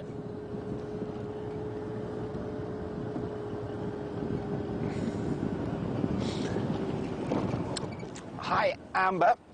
Amber is wondering how dangerous is it to track an animal on foot? Well, Amber, it depends on how much you know about animals, of course. I think for all of us, it's actually something we really enjoy. and not too dangerous. Far more dangerous getting into your car and driving to town. That's probably the most dangerous thing we do, is driving to the airport or driving into Hoedsprays. Now, if you have experience with animals, most animals don't actually want to hurt you, and even if they're charging, that's normally a warning saying, please leave me alone. So of course there's an element of danger when you're dealing with a potentially dangerous animal. Impalas running, jogging next to us. Where are you jogging to, you lot? They're jogging to more impala that are up ahead. So, Amber, and there's always that potential danger when you do get off the vehicle and you start following tracks on foot. But we are armed, or the most important weapon to take with you when you're walking on foot is experience and reading the individual situations. So quite often what could possibly be a very, very dangerous situation, depending on how you react to that situation, can change it from a dangerous situation to a completely safe situation. So I've been maybe in all my years in the bush in truly, truly dangerous situations twice or 3 times. And once with hippo, actually no, maybe a bit more than that, maybe 5 times. And only with 2 different species, and it's been with hippo and elephant on those occasions. So it depends on how you react. So if you run, you're in big trouble. So quite often what you wouldn't think is the way to behave. So an elephant starts charging at you, you start walking towards it, shouting at the elephant.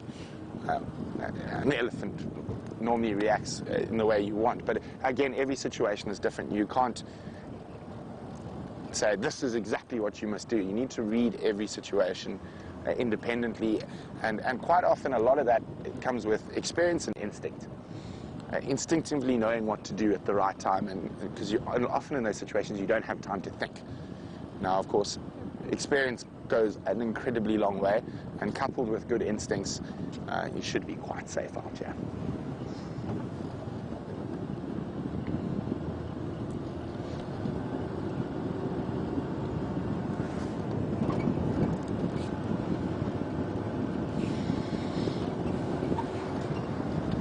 Okay, so apparently those wild dogs have been lost, and they might be heading towards Juma, and they might be heading towards a sandy patch, so I'm going to speed up and head towards that area. Let me just let the other vehicles know. Station 0 port of Mashoa, heading east from Triple M, Pan. They lost them somewhere in that area.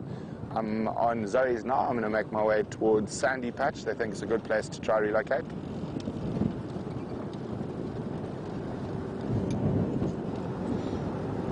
Okay, so from VM and I doing the slow morning cruise, there's only one thing that can really get us on the move, and that's the African wild dog, which is of course my favorite animal.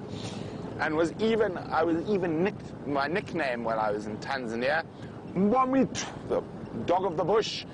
Because apparently I have about as much energy and is as hyperactive as an African wild dog. Now, while we race like a wild dog towards a potential wild dog sighting, James has got some more equines to show you.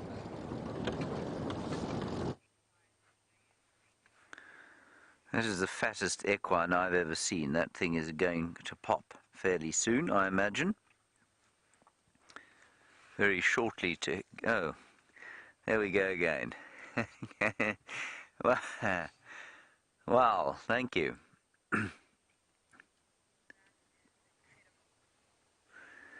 It truly is, everybody. I'm starting to, it was a bit of a joke to begin with that all the animals relieve themselves as soon as I come into view. Well, it ain't no joke anymore. Absolutely astounding. Anyway, Tasha, you want to know how we age zebra? I'm just going to move off the road because Shania Wiles Bailey's going past. Tasha, we age them by normally the skin condition. So, for example, this one has got pretty good looking skin. We know they live potentially about 14 years or so, maybe up to 15 or 16. But you can see there that skin condition is very good. The mane looks in good condition. The hair on the tail is full. And so I'd put her at... She is quite sort of low-spined, I guess. So I mean, I don't know. I think she's probably round about between 8 and 10, I'm going to say. She is a big fatty, though.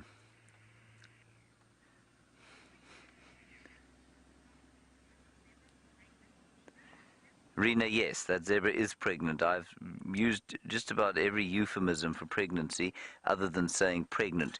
Yes, by saying she's about to pop, what I mean is absolutely she's very pregnant, and I think the fact that she is not with the rest of the herd is indicative that she may actually have removed herself to, you know, because she's about to give birth.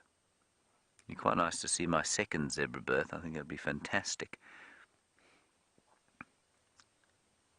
All right, we're going to carry on. We have quite a nice sighting lined up, apparently. A buffalo met its end. We don't know how it met its end, but as we know out here, very little goes dead without being devoured for very long.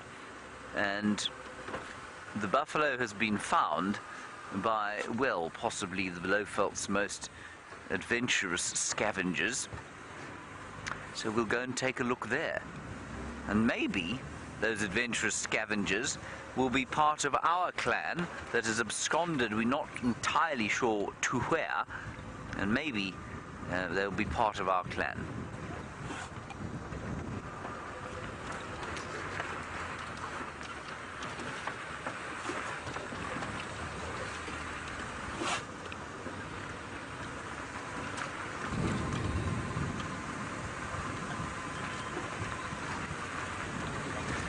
Hello, Conrad. You're a new viewer, and you say you're enjoying the stream. Thank you very much. You'll say your only problem is you don't really know about the cutting of streams and how they're moving from one vehicle to another. Well, there's the vehicle here, there's Brent on the other vehicle, and then in the final control, the brains trust of what we do, it sits Kirsten and Rebecca.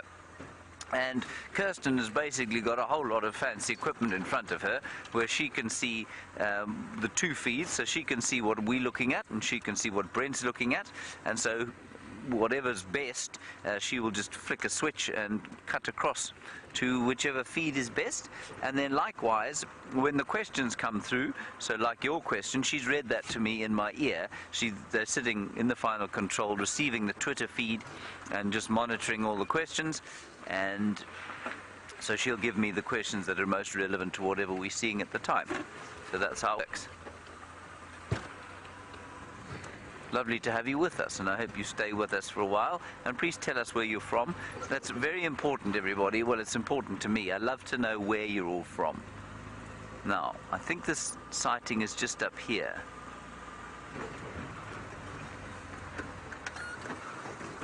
It is indeed up here. I can see the scavengers themselves.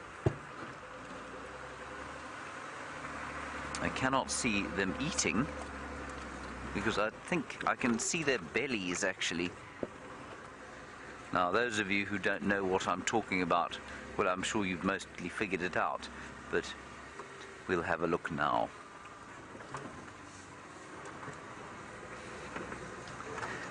This is amazing, actually.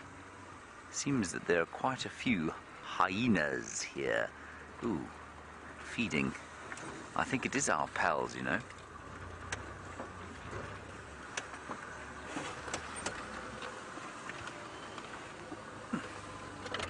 Sadrach, Eggies.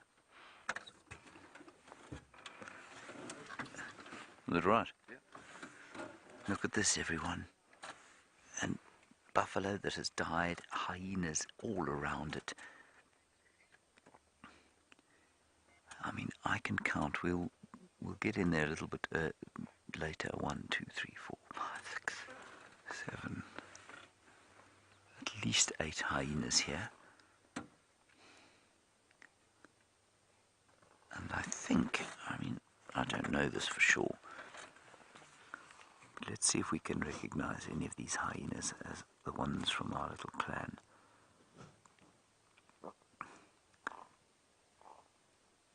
They are all very, very, very fat. So what we're looking for here, I think, is distinctive adults like Madam, for example. And Conrad, you just, that's wonderful. You say thank you. Well, it's our pleasure, but mostly you say from Kingston in Jamaica. That's fantastic to hear.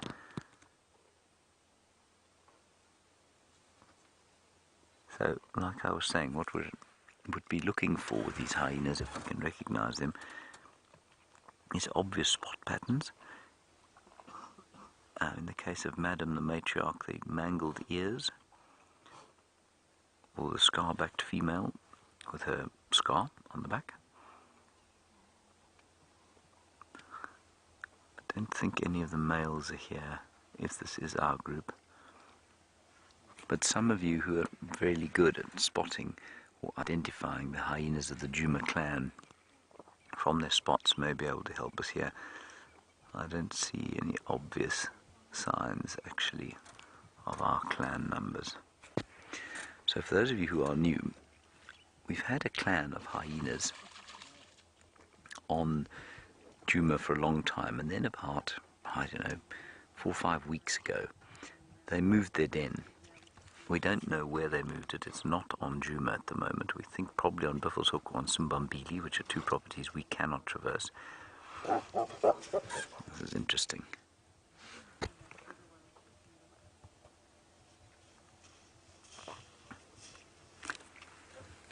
And from watching the hyenas almost on a daily basis, we've got very little hyena viewing.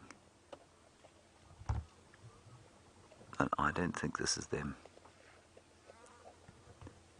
I don't recognize these ones, but I might be wrong.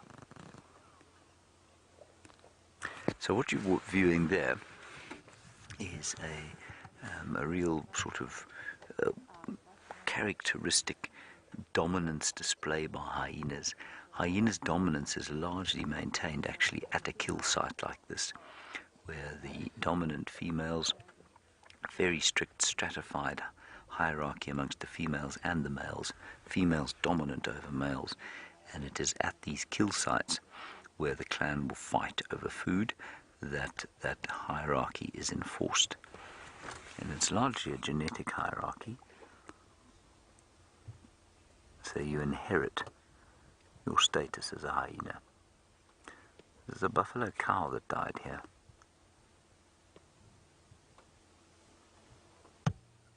Quite astoundingly, this will not ruin the water for the other animals.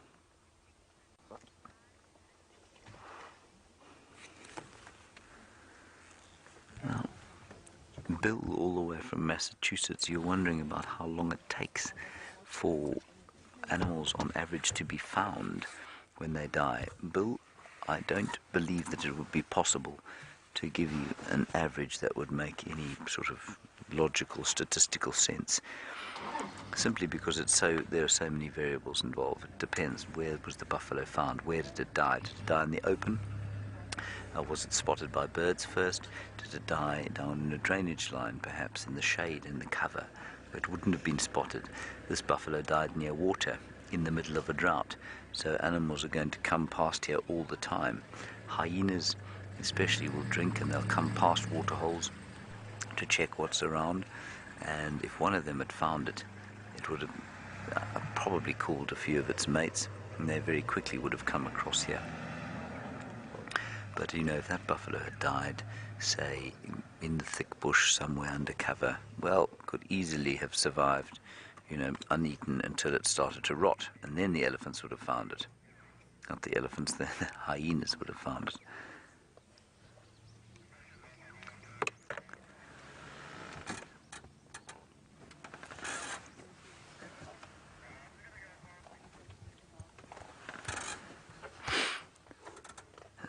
Fantastic. Here comes another one down to the kill. I'm just going to move slightly so that you can get a view of them all.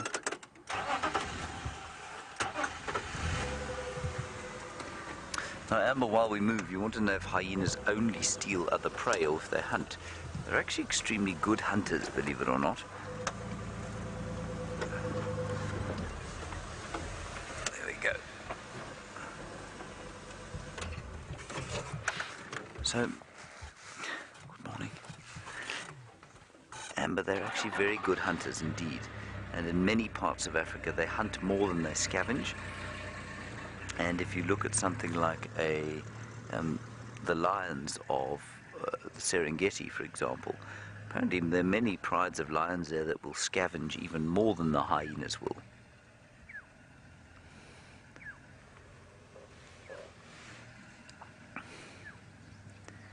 So yes, in this area, more scavenging than hunting, but we've definitely seen them kill wildebeest, we've seen them kill various things. We've seen them kill elephants sometimes, very injured, hurt, and small elephants, very weakened, but they will kill them.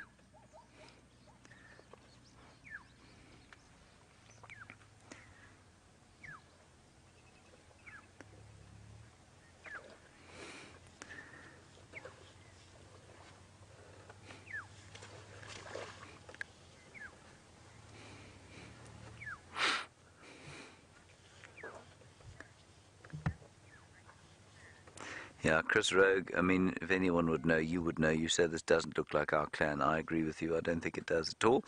And I think that one eating specifically is one that I've not seen before.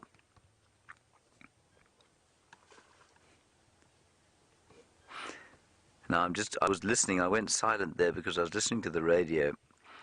They haven't managed to re-find those wild dogs.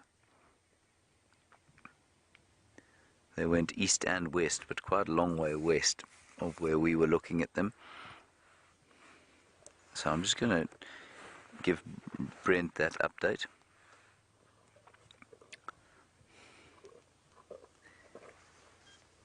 Brent, their tracks going east, but from Southern Fork, and they're on top of vehicle tracks, so those animals went a long way west.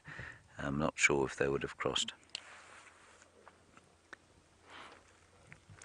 So, I mean, one of the big things about, if you were part of the Napoleonic Wars, for example, and you wanted to, I don't know why I use that as an example, but if you wanted to sort of poison the landscape, if you adopted a scorched earth policy, what you'd do is toss a carcass of an animal like a goat or a sheep or a cow down into a well, and that would ruin the water, right?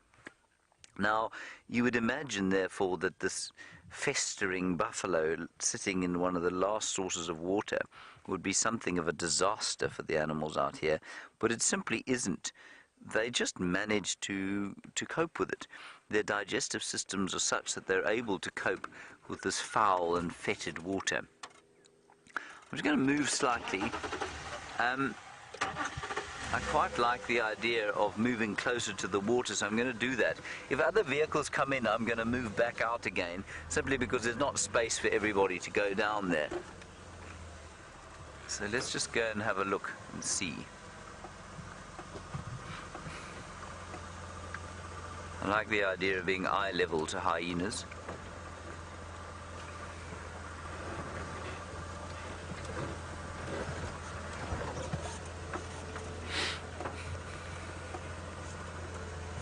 Now, Moina Dean, a good question about hyenas and their territories. You say, do hyenas have territories? Can you level at this angle?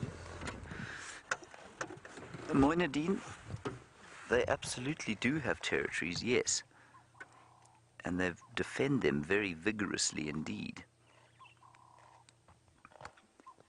In case of a clan like this is probably part of that Simbambili clan, which is or Arathusa clan, which is a very large clan of hyenas. Yeah, that's definitely not a hyena, I know. What you find is that the size of their territory will probably be about, I don't know, maybe 3,000 hectares. So just over about 7,000 acres odd. Isn't that interesting? And they'll defend that vigorously. The males sometimes go foraging into other clan territories. Females generally stay within their own trees. So it's the males that take the risks. She's a very kind of, I hate to say this, but evil-faced hyena. Most hyenas are not, actually.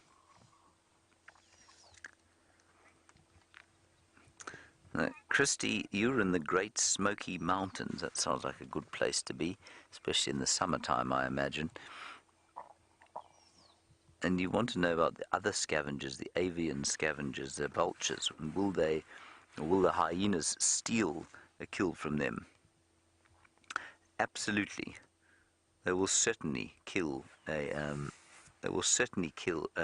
vultures if they can get hold of them, and they'll chase them off a kill. But vultures are very wily, and it's unlikely they'd be caught.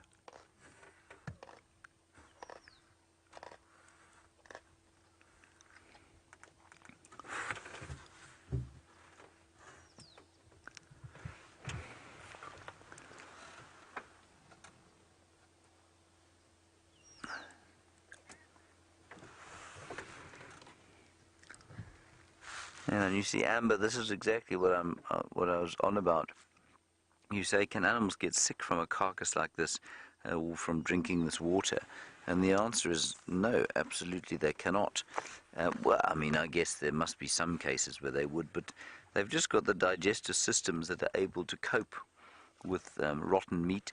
And this is not a very rotten carcass. I think this thing was probably, it probably succumbed to whatever injuries it was, unless they killed it. I think it's unlikely, though, that these hyenas killed it, but if they did kill it, I think it was last night, and I think it died last night here. It's not smelling at all, so there's no, it's not rotting yet. You hear that crunching? That's the leather. The hyenas are able to digest the leather of the skin.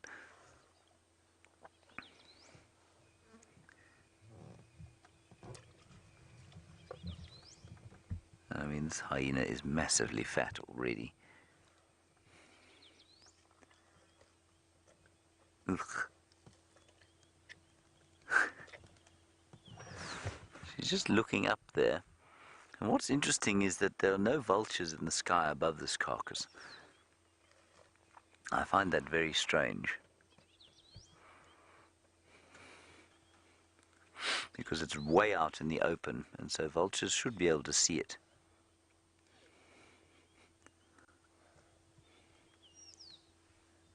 Very quiet now.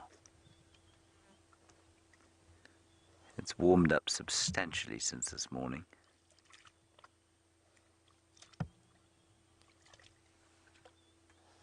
I know that's a bit grim, everyone.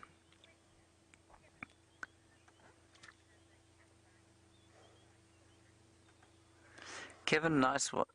You've obviously been watching for a while, and you know, I suspect that hyenas most closely related to cats, but you say, do their footprints look more cat-like or dog-like? Kevin, they look far more dog-like than they do cat-like. They're sort of, they've got claws, obviously, within the tracks, but they're actually, if you're a connoisseur, if you like, of tracks, or aficionado of tracks, they don't look similar. So superficially, I suppose you might say they look more dog-like, but I mean, if you see them, a cat track actually looks much more like a dog track than it does a hyena track. And that's because the hyena track is very squashed. All of the pads of the toes and the back pad are very close together. You can actually see them pushing up against each other. Whereas on a dog and a cat track, they tend to be much more exploded. The pads are not really touching each other. So the only similarity really is the claws. So superficially, I suppose you'd look at them and say, ah, well, that looks like a dog track because of the claws.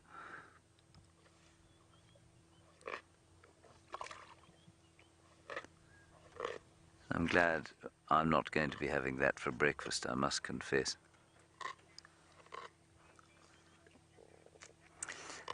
Oh, very nice. Thank you, Chris Rogue. Again, you say we have seen this clan before, but with the dead hippo at Arethusa. I don't think I was part of that sighting. She's distinctive. This one that's eating now is distinctive, though. She's very stocky. Well, she's also very fat because she's been eating for a long time. But she's got a kind of squashed face and a very obvious sort of distinctive color.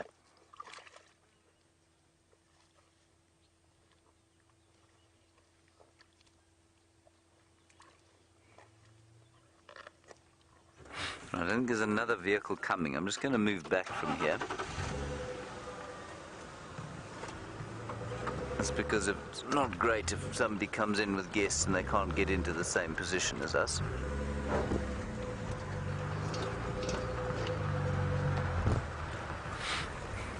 All right, we're going to sit here for just a little bit longer and then we'll move on and see what else we can find. But while we do that, let's go across to Brent and see what he's got. Unfortunately, our quiet morning continues. Them and I have just been standing by here listening in case those wild dogs come that way. It seems like they haven't. Unfortunately, no tracks. So I thought I heard some elephants a little bit further to the east of us, so we're going to go have a look in that area. Fingers crossed.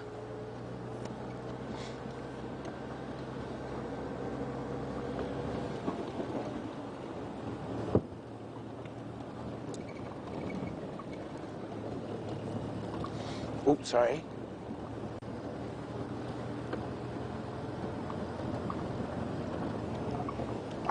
No, just an update on those lion tracks. They're still... sounds like they killed a baby buffalo last night. And there's tracks coming south. That's towards us.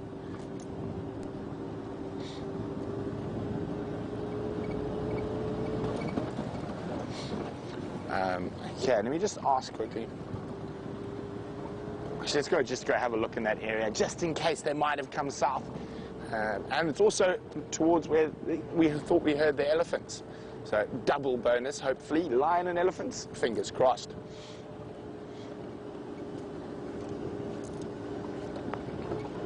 Now, I wonder what happened with that buffalo that James has got there. Very fascinating.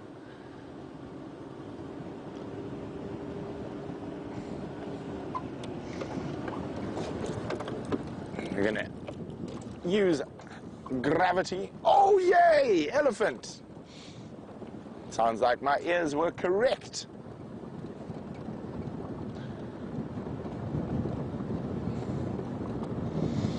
Now, quite often, a good set of ears is better than a good set of eyes in the bush. This puts you in the right area.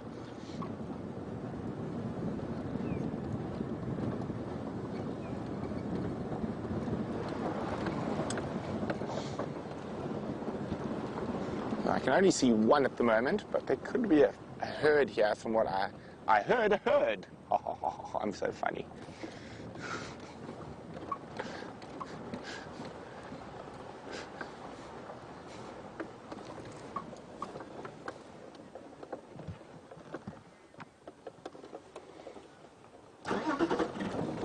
Doesn't look too relaxed. You can just see from the behavior, so I've just slowed down.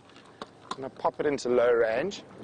And hopefully, as we get closer with our slow movements, it'll relax down nicely.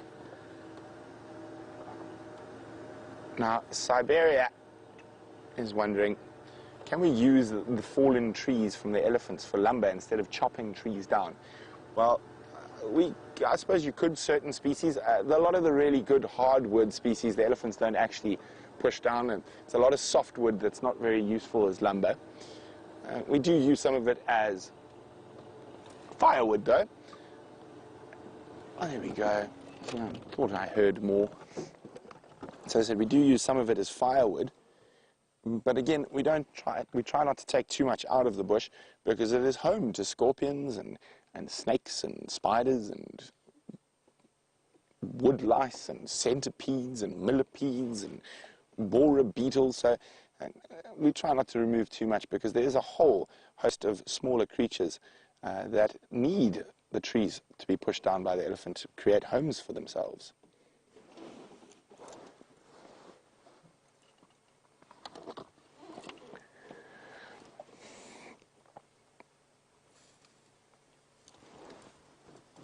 What are you digging up there, madam?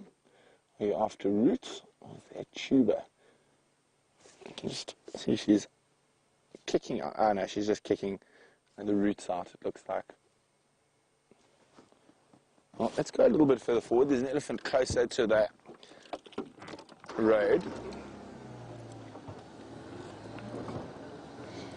Look like a young boy. Or was it a young female? I can't really see just yet. Maybe a young female. Ah, young female. Hello, girlie. It's okay. There's the one that didn't look too relaxed, so let's just let her calm down before we move. Oh, there's more elephants behind her. There's lots of elephants around here. Yay!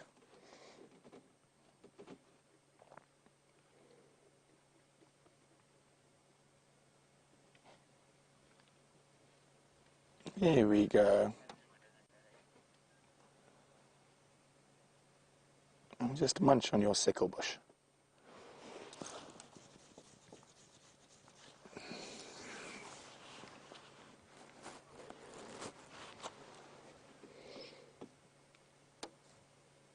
So we will move again. I'm just letting her get used to us being close. You can see her body language has changed. She's relaxed a bit.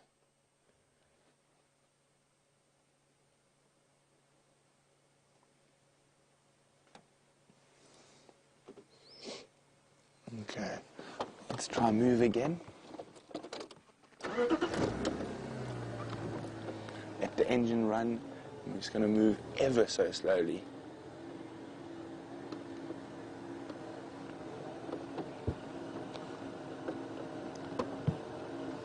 This is actually a massive herd.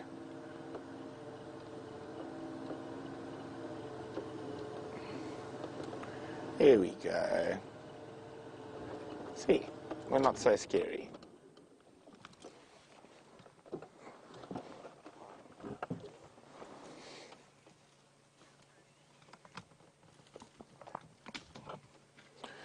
Safari says this elephant looks skinnier than the ones we've been seeing. The backbone really looks to be sticking out. It doesn't look too bad to me. And temples are still fine. It doesn't look too skinny. Maybe she's just a slightly differently built elephant, slightly tall. Young female.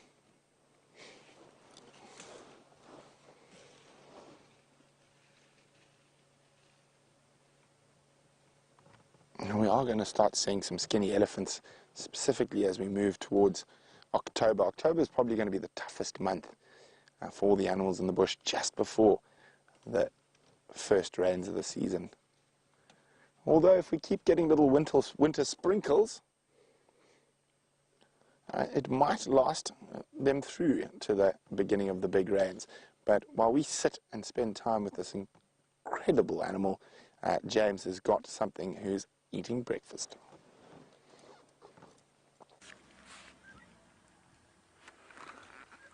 I suspect it's more a throwover of dinner than it is breakfast, everybody. And we've just watched that hyena drink this water right next to the fetid carcass and then urinate in exactly the same place. So really their stomachs are profoundly strong in comparison with ours, for example. Yes, agreeing thoroughly with me there, you can see.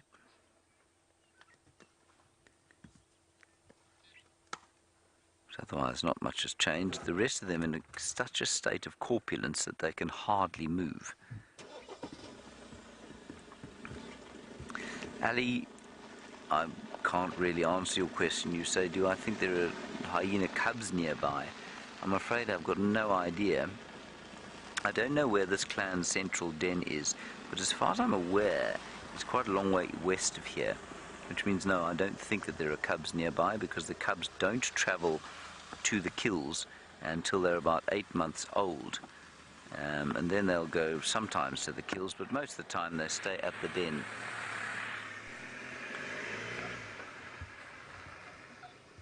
And they don't travel sort of with the clan until 8 months to 12 months old.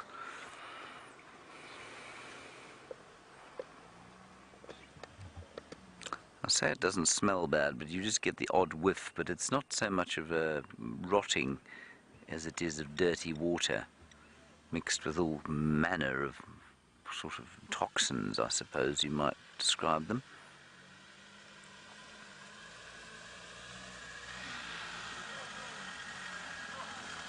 And they'll probably lie around here till this carcass is finished.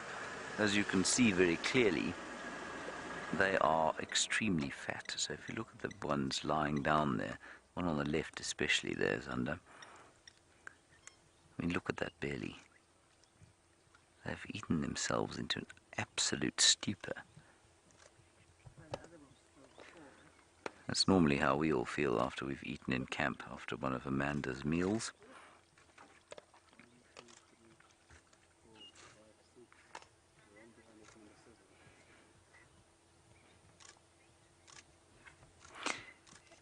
Emmy, you wondering if that, you say, wait, I think probably as an indication of your incredulity, you say, is that hyena pregnant or just fat? I think she's quite possibly just fat. If you look at her, she's definitely got some swollen teats there. They indicate to me that she's lactating. They certainly look like she's lactating, so I don't think she's pregnant in the slightest. I think she's just covering or carrying an enormous amount of meat in her belly. Right now they won't because they have the dead buffalo. They're busy feeding them. But the hyenas are not very good hunters. You think we could get a better angle up there? So you get the sun behind. Yes. We're just getting there's another guest, or vehicle full of guests here. Yeah, so Kimmy, not pregnant, just fat. And I mean, I say fat. I mean, fat normally indicates some kind of storage of fat. They don't store fat. You know, very few animals out here are able to store fat, and so she's not fat so much as engorged, just full of meat. So unlike, say, domestic animals or human beings which store enormous amounts of fat if we eat too much, animals like out here don't.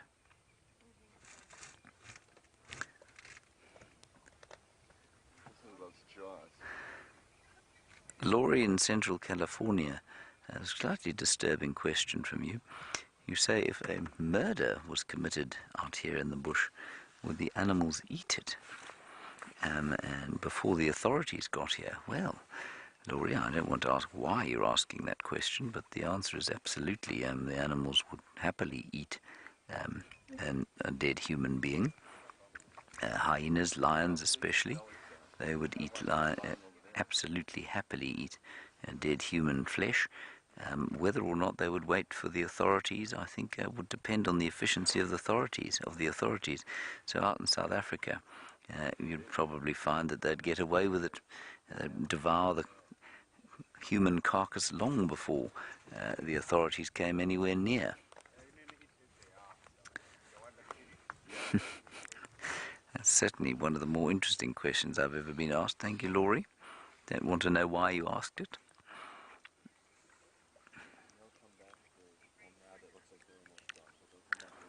All right, let's head back across to Brent Lear Smith and his elephants. I think we're going to leave here, if you don't mind, everyone, just simply because I think we might be lucky with either Shadow or perhaps those wild dogs. So let's head off from here.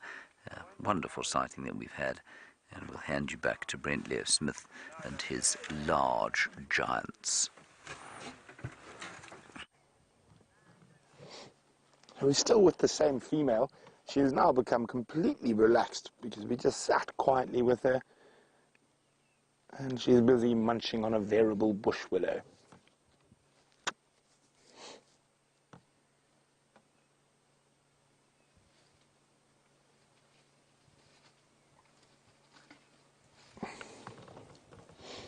So the rest of the herd is very spread out.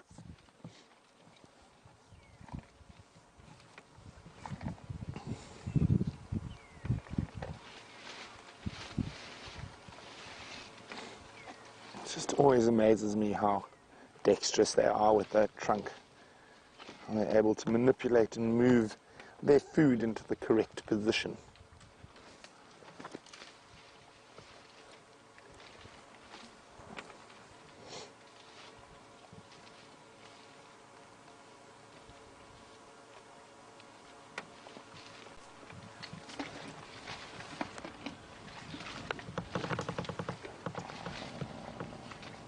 Did you hear that? Just a little rumble communicating with the others.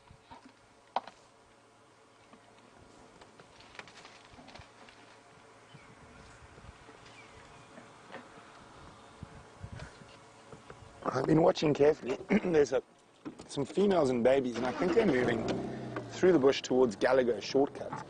So this is quite a big herd, so there might be some down there already. And also, of course, there's some water down there, so maybe some of them might be already at the pan. So we're going to go have a look there. And if they're not at the pan now, they might be there in the next 10 or so minutes.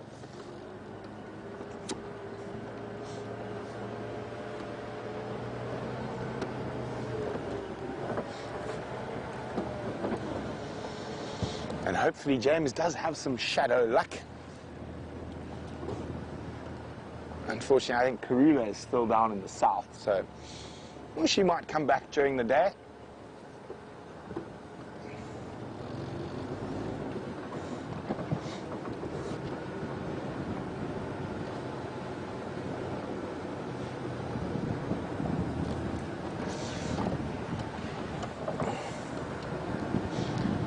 Now, since we've just seen elephants and we're hoping to find some drinking next, I've got a quiz for you. Where exactly are the largest elephant tusks in the world? Where are they from, and where do they currently reside? Where are the largest, the longest and heaviest elephant tusks ever recorded? Where are they from, and where do they currently reside? If you know the answer to that, questions@wildearth.tv is the email address to send your answer to, or you can use the hashtag SafariLive on Twitter. Where are the largest and longest elephant tusks ever recorded from, and where do they currently reside?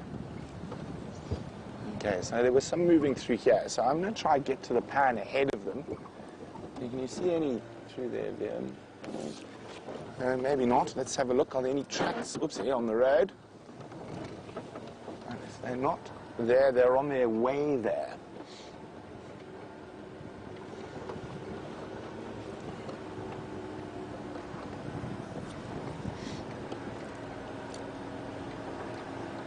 And so a few more updates on the Nkuhumas.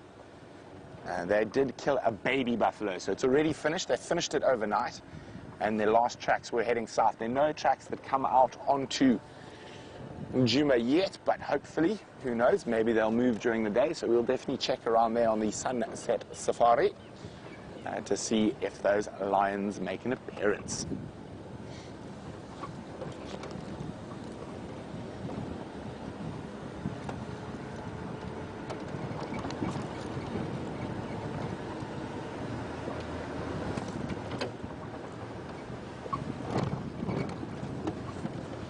I wonder what else could be down at the Gallagher pan.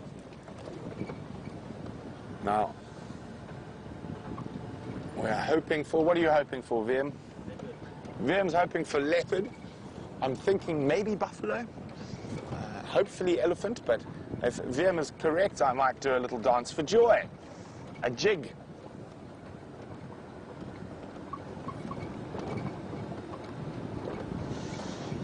Now, it's seldom that we go a whole morning without seeing one set of leopard tracks.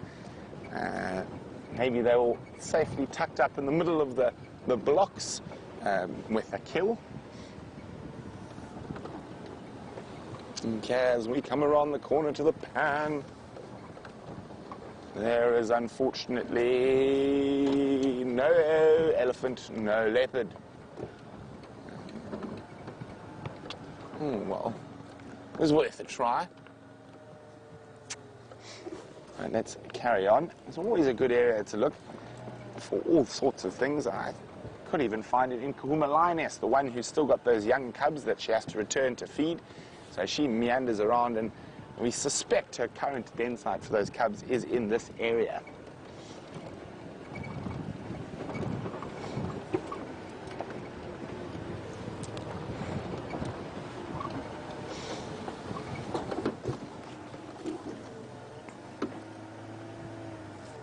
And Yankee Girl is wondering where Benjamin Button is.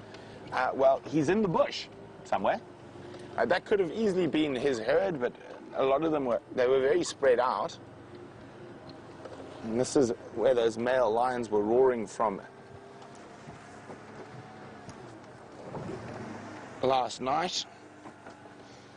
I'm just trying to see how they... Hang on.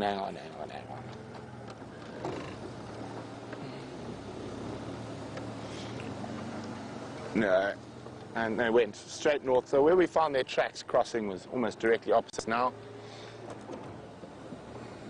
I was just hoping there might be one male left over.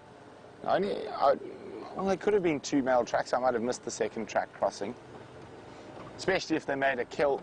The males, even if they weren't with them, would have heard it and shot off in that direction.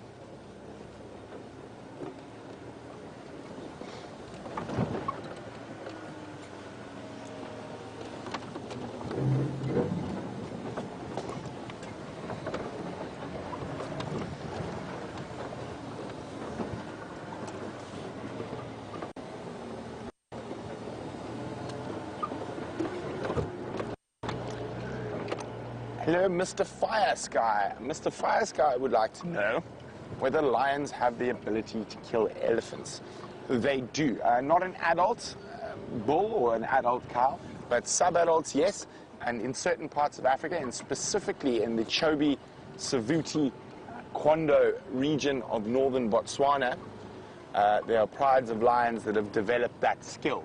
And they'll target elephants from about 12 years old to 20. And it does take an incredibly long time for them to do it. It can take up to 7 or 8 hours to kill an elephant. I have actually been lucky enough to see that happen twice. And it is quite a heart-wrenching thing to watch. But yes, they do have the capability of taking down an elephant. Oh, spider webs.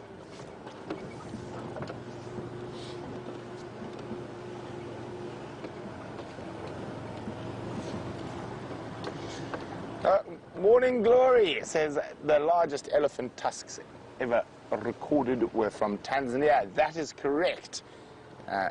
And they're at the Tanzanian History Museum. That, however, is incorrect. They are at the Natural History Museum in London. So there's quite an interesting story that goes with those tusks. They were shot by an Arab slaver / ivory hunter by the name of Tipo Tip. He shot them on the foothills or below Mount Kilimanjaro. He then gave those massive tusks, I think 230 odd pounds a side, he gave those tusks to the Sultan of Zanzibar.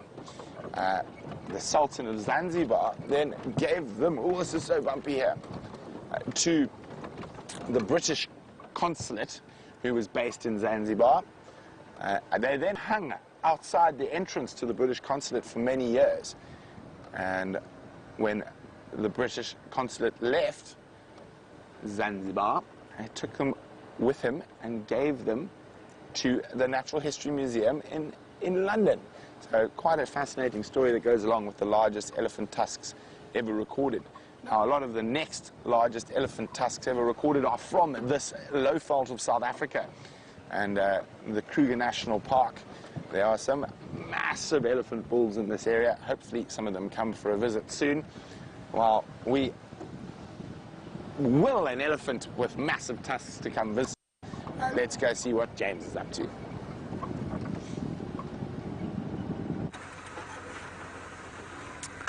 I just went for a little walk, everybody, and we did actually see some elephants. Well, I saw some elephants. They're in this very thick block, and I'm afraid we're not going to blast in there after them. You've had a nice elephant sighting with Brenty, so I had a nice elephant sighting on me own on foot, and they didn't see me, which was very pleasant. I just thought there was the reason I went for a walk was we had a grey go-away bird going quack, quack, and sometimes that's an alarm call. It was round about where you had the update from Brent earlier, where the Shadow killed an impala, we think, that was stolen by hyenas, and it was dragged around here somewhere, and we thought her tracks were heading back in this way. Cedric said the same thing, so I was just thinking maybe she was on one of the termite mounds here, but I didn't find anything other than the elephants. So, no leopard thus far. No sign or sound or smell, mainly, of wild dogs either. But we might be lucky in the last few minutes, well, the last 20 minutes or so. See what else we can see.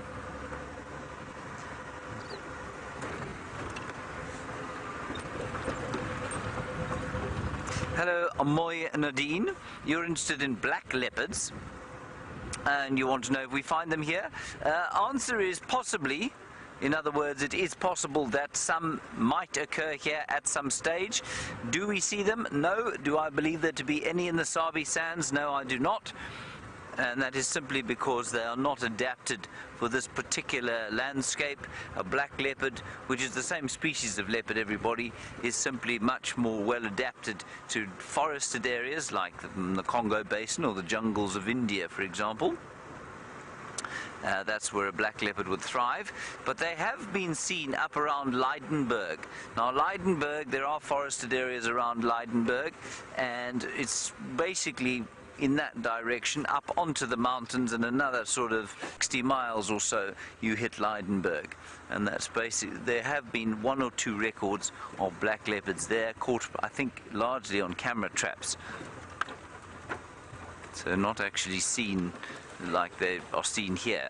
In fact, there are very few places in the world where you can come and view cats, especially leopards, like you can in the Sabi Sand, where they are as relaxed as they are here.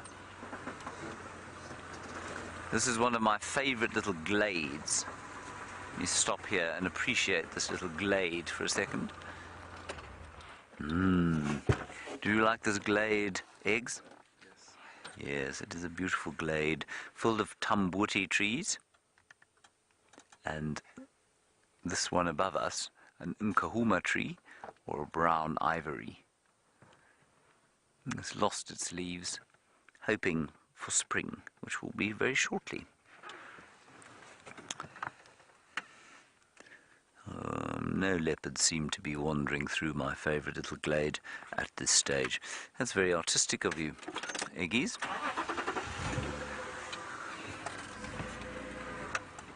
Eggies is from Cape Town, of course. It makes him immediately attempt to be artistic at all times.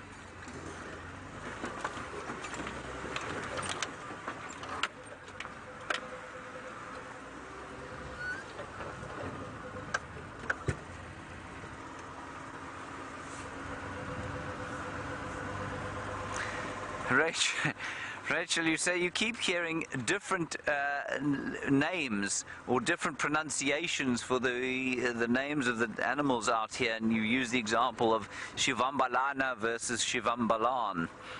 And you want to know why that is. Well, it's basically because few of the... Sorry, there was a leopard-shaped piece of termite mound here. It's just because people are not au fait with, sufficiently au fait with the local languages to understand how they are said. So, let's take Shivambalana, that's a good one. Shivambalana, the correct pronunciation is Shivambalana with the A on the end of it. But if you hear a Shangaan person saying it, to the untrained ear, it might sound like Shivambalan. It isn't. There's a very there are no Shangaan or Zulu words that end in a consonant. They all end in a vowel. So if you hear any Shangaan or Zulu word that is said with that is not finished with a vowel, you know it's been incorrectly pronounced. So it would be, if you were a Shangaan, you might say Shivambalan, and it sounds like you've ended on the end, but there's actually a very slight A, Shivambalan. Shivambalan. See that? And that's why you get the change. And there are lots of names that basically that have been given by white people in an attempt to not an attempt, as a sort of through a mishearing of the language. Even the word Shangaan is incorrect, and that's, you know, people will say that the language people speak here is Shangaan, but if you hear a Shangaan person say it, they'll say it Changaan, and Changaan, there's a very slight A on the end of it, and so yeah, Shivambalana is the correct way. Shivambalan is not correct. And it's just because of a lack of familiarity with the local languages. That's all it is. Right, now, do we go left or right? I think we go left. For the wild dogs were last left in this block near One-Eyed Pan, which is a pan on Simbambili, which is we're not allowed to go to. I have been there by mistake twice. But we won't go there by mistake today. Alright, let's go and get an update from Brent while I go quite quickly up this road and back on to Djuma.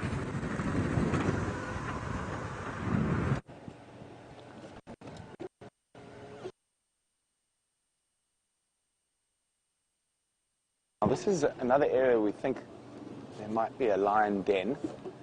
I want to see if I can see where that bird is looking. I can't see. There's the grey go-away bird.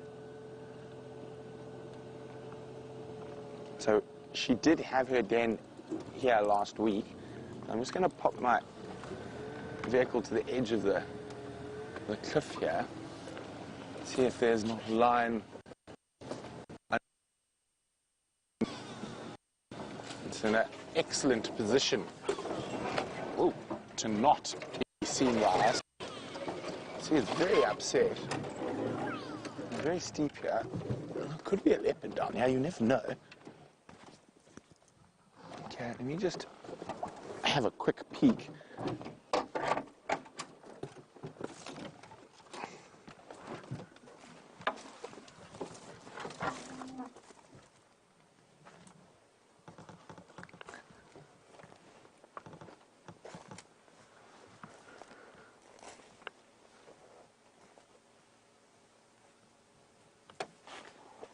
Always use your ears.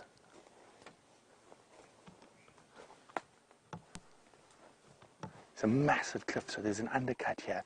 Could be a really good place for a lion den.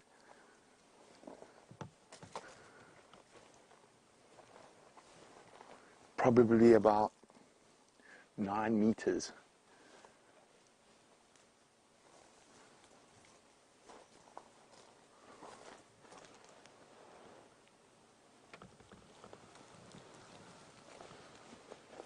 Nope, no luck.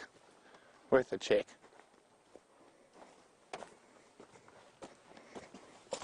So I think we've got enough time for one more brain teaser before the end of the sunrise safari.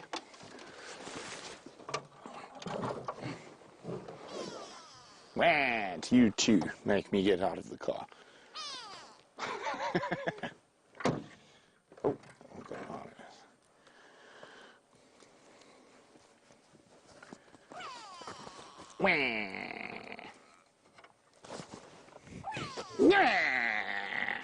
It's telling me to go away. Cheeky bird.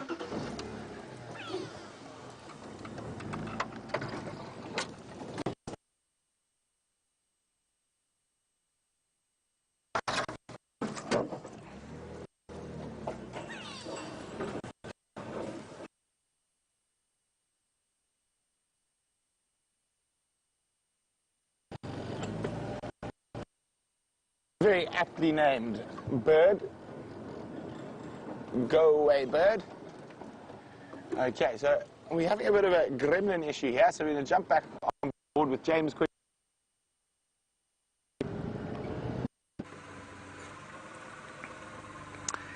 There was a little steenbok there, everybody. Unfortunately, it has absconded, run away into the bushes, lacking courage. Lily-livered. We were talking about language just now, and oh, there it is, there. See on top of the tree there? It's a raptor, everyone. That's not what we were talking about. It's not what I was going to talk about. But remember the lizard buzzard, everyone? That's what it sounds like. Death from the sky, as Brentley Smith said. Well, there is death from the sky calling now.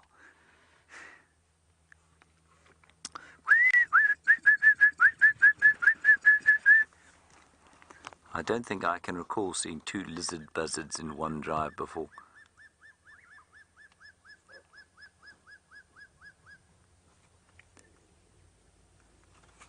It's amazing. Also, you know, I'm taking the binoculars, and I'm going to ask Xander to just pan up into the sky, because with his bare eyes, he's not going to be able to see what I'm looking at. And you can see vultures everywhere in the distance. Can you see them there? No. But keep zoomed in. Keep zoomed in over the top of the... And just change the focus a bit and see if they don't pop into view. No, sorry about that. But there are lots of them there. I can see them with the binoculars. But we got a very nice shot of the blue sky there, Xander, don't you think? Yeah. It was a very pretty blue colour. I promise you get there. Now you can see them coming into view. Can you see them now? Flying over the top of the tree. I see them. Here come the vultures, everyone. Just in case you didn't believe me. There are 2 of them calling. There's one behind us. It's almost impossible to focus on them, hey, because you've got no kind of distance on them. Anyway, lots of them flying in now, starting to get warm. And they're just finding the thermals to fly around in. Yeah, don't worry about them. Let's have one last look at the lizard buzzard, and then we'll move on before death hits us from the sky.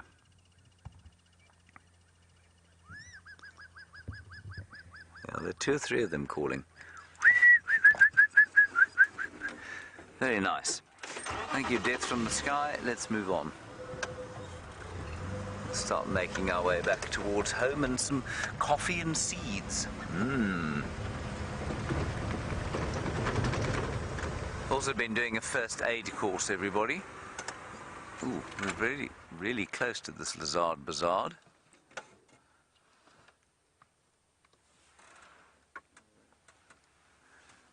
There we are. Super zoom in. Oh, look! How cool is that? There he goes. He looks a bit faster than his mate from earlier on. Very nice.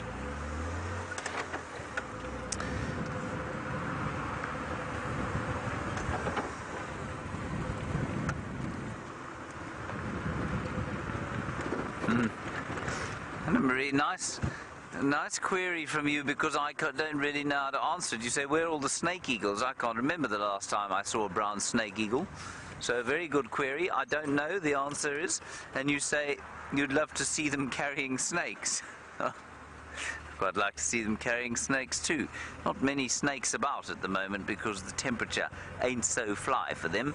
So they're largely down in termite mounds trying to stay warm.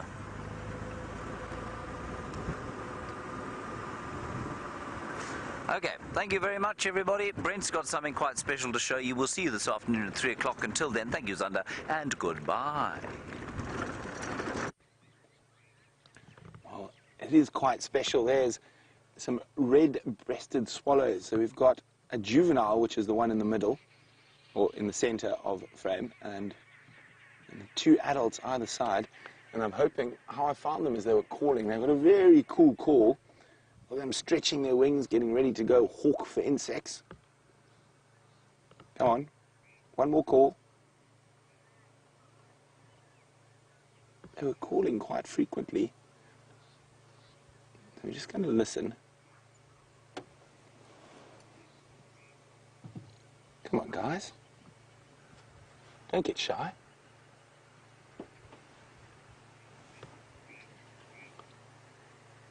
Wings stretching, basking in the sun.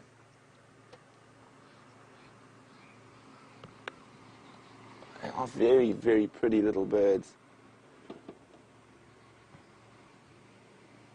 Bit of wing preening.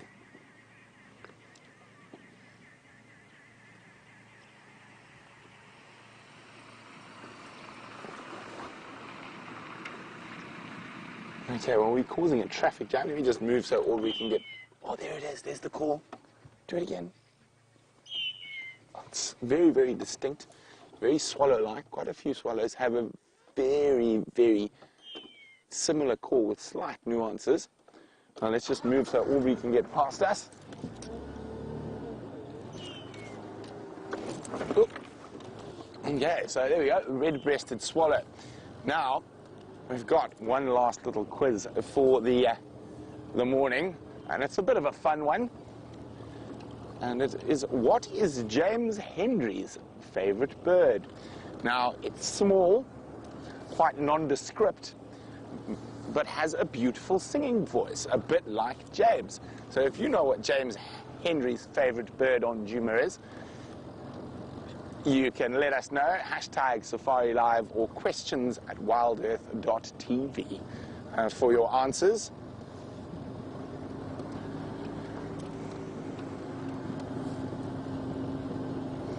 I'm wondering what wonders await on quarantine.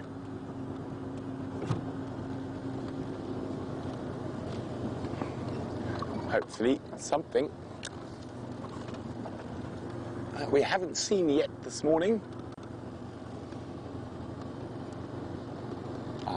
Vim, what do you see, apart from the hornbill in the road? Oh, apparently you've got some wonderful screenshots of those swallows. That's great. It's not something you get to see nicely quite often because they're often on the move, on the fly, on the flutter. Wow. I was hoping that it warmed up. There might be some nice herbivores or grazers on quarantine. And it seems devoid of life at the moment.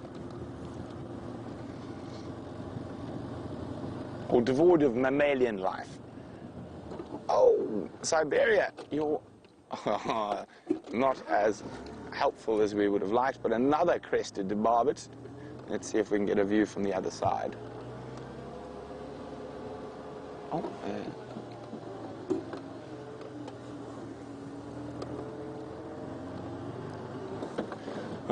well done, Anna-Marie. Gretchen and James Richard, spot on. The small nondescript bird with a beautiful voice, which is James's favorite, is the white-browed scrub robin. And James also does an incredible mimic. He's an incredible mimic of the white-browed scrub robin. He can whistle that tune perfectly. I, of course, if I attempted, would butcher it. So I'm not even going to try. Okay. So we're coming towards the close of the Sunrise Safari, and it's been wonderful having you with us. The cats were a bit quiet on the safari, but that's how it goes. This is the African bush. We are live. We can't open the cage and let them out on demand. But good to hear the Nkumas had a meal last night. Now, hopefully, fingers crossed, that we are going to get some leopards moving during the day and hopefully come on to Djuma. And as I say, we're very lucky to live out in this absolutely beautiful part of the world and get to do something we love and take you guys on drive with us twice a day, every day. So the Sunset Safari will be starting in a few hours, and I know myself and the rest of the team can't wait to do it all again with you. So from all of us, while we go feast on some breakfast, hopefully if it's too late, I hope you get some sleep. Bye.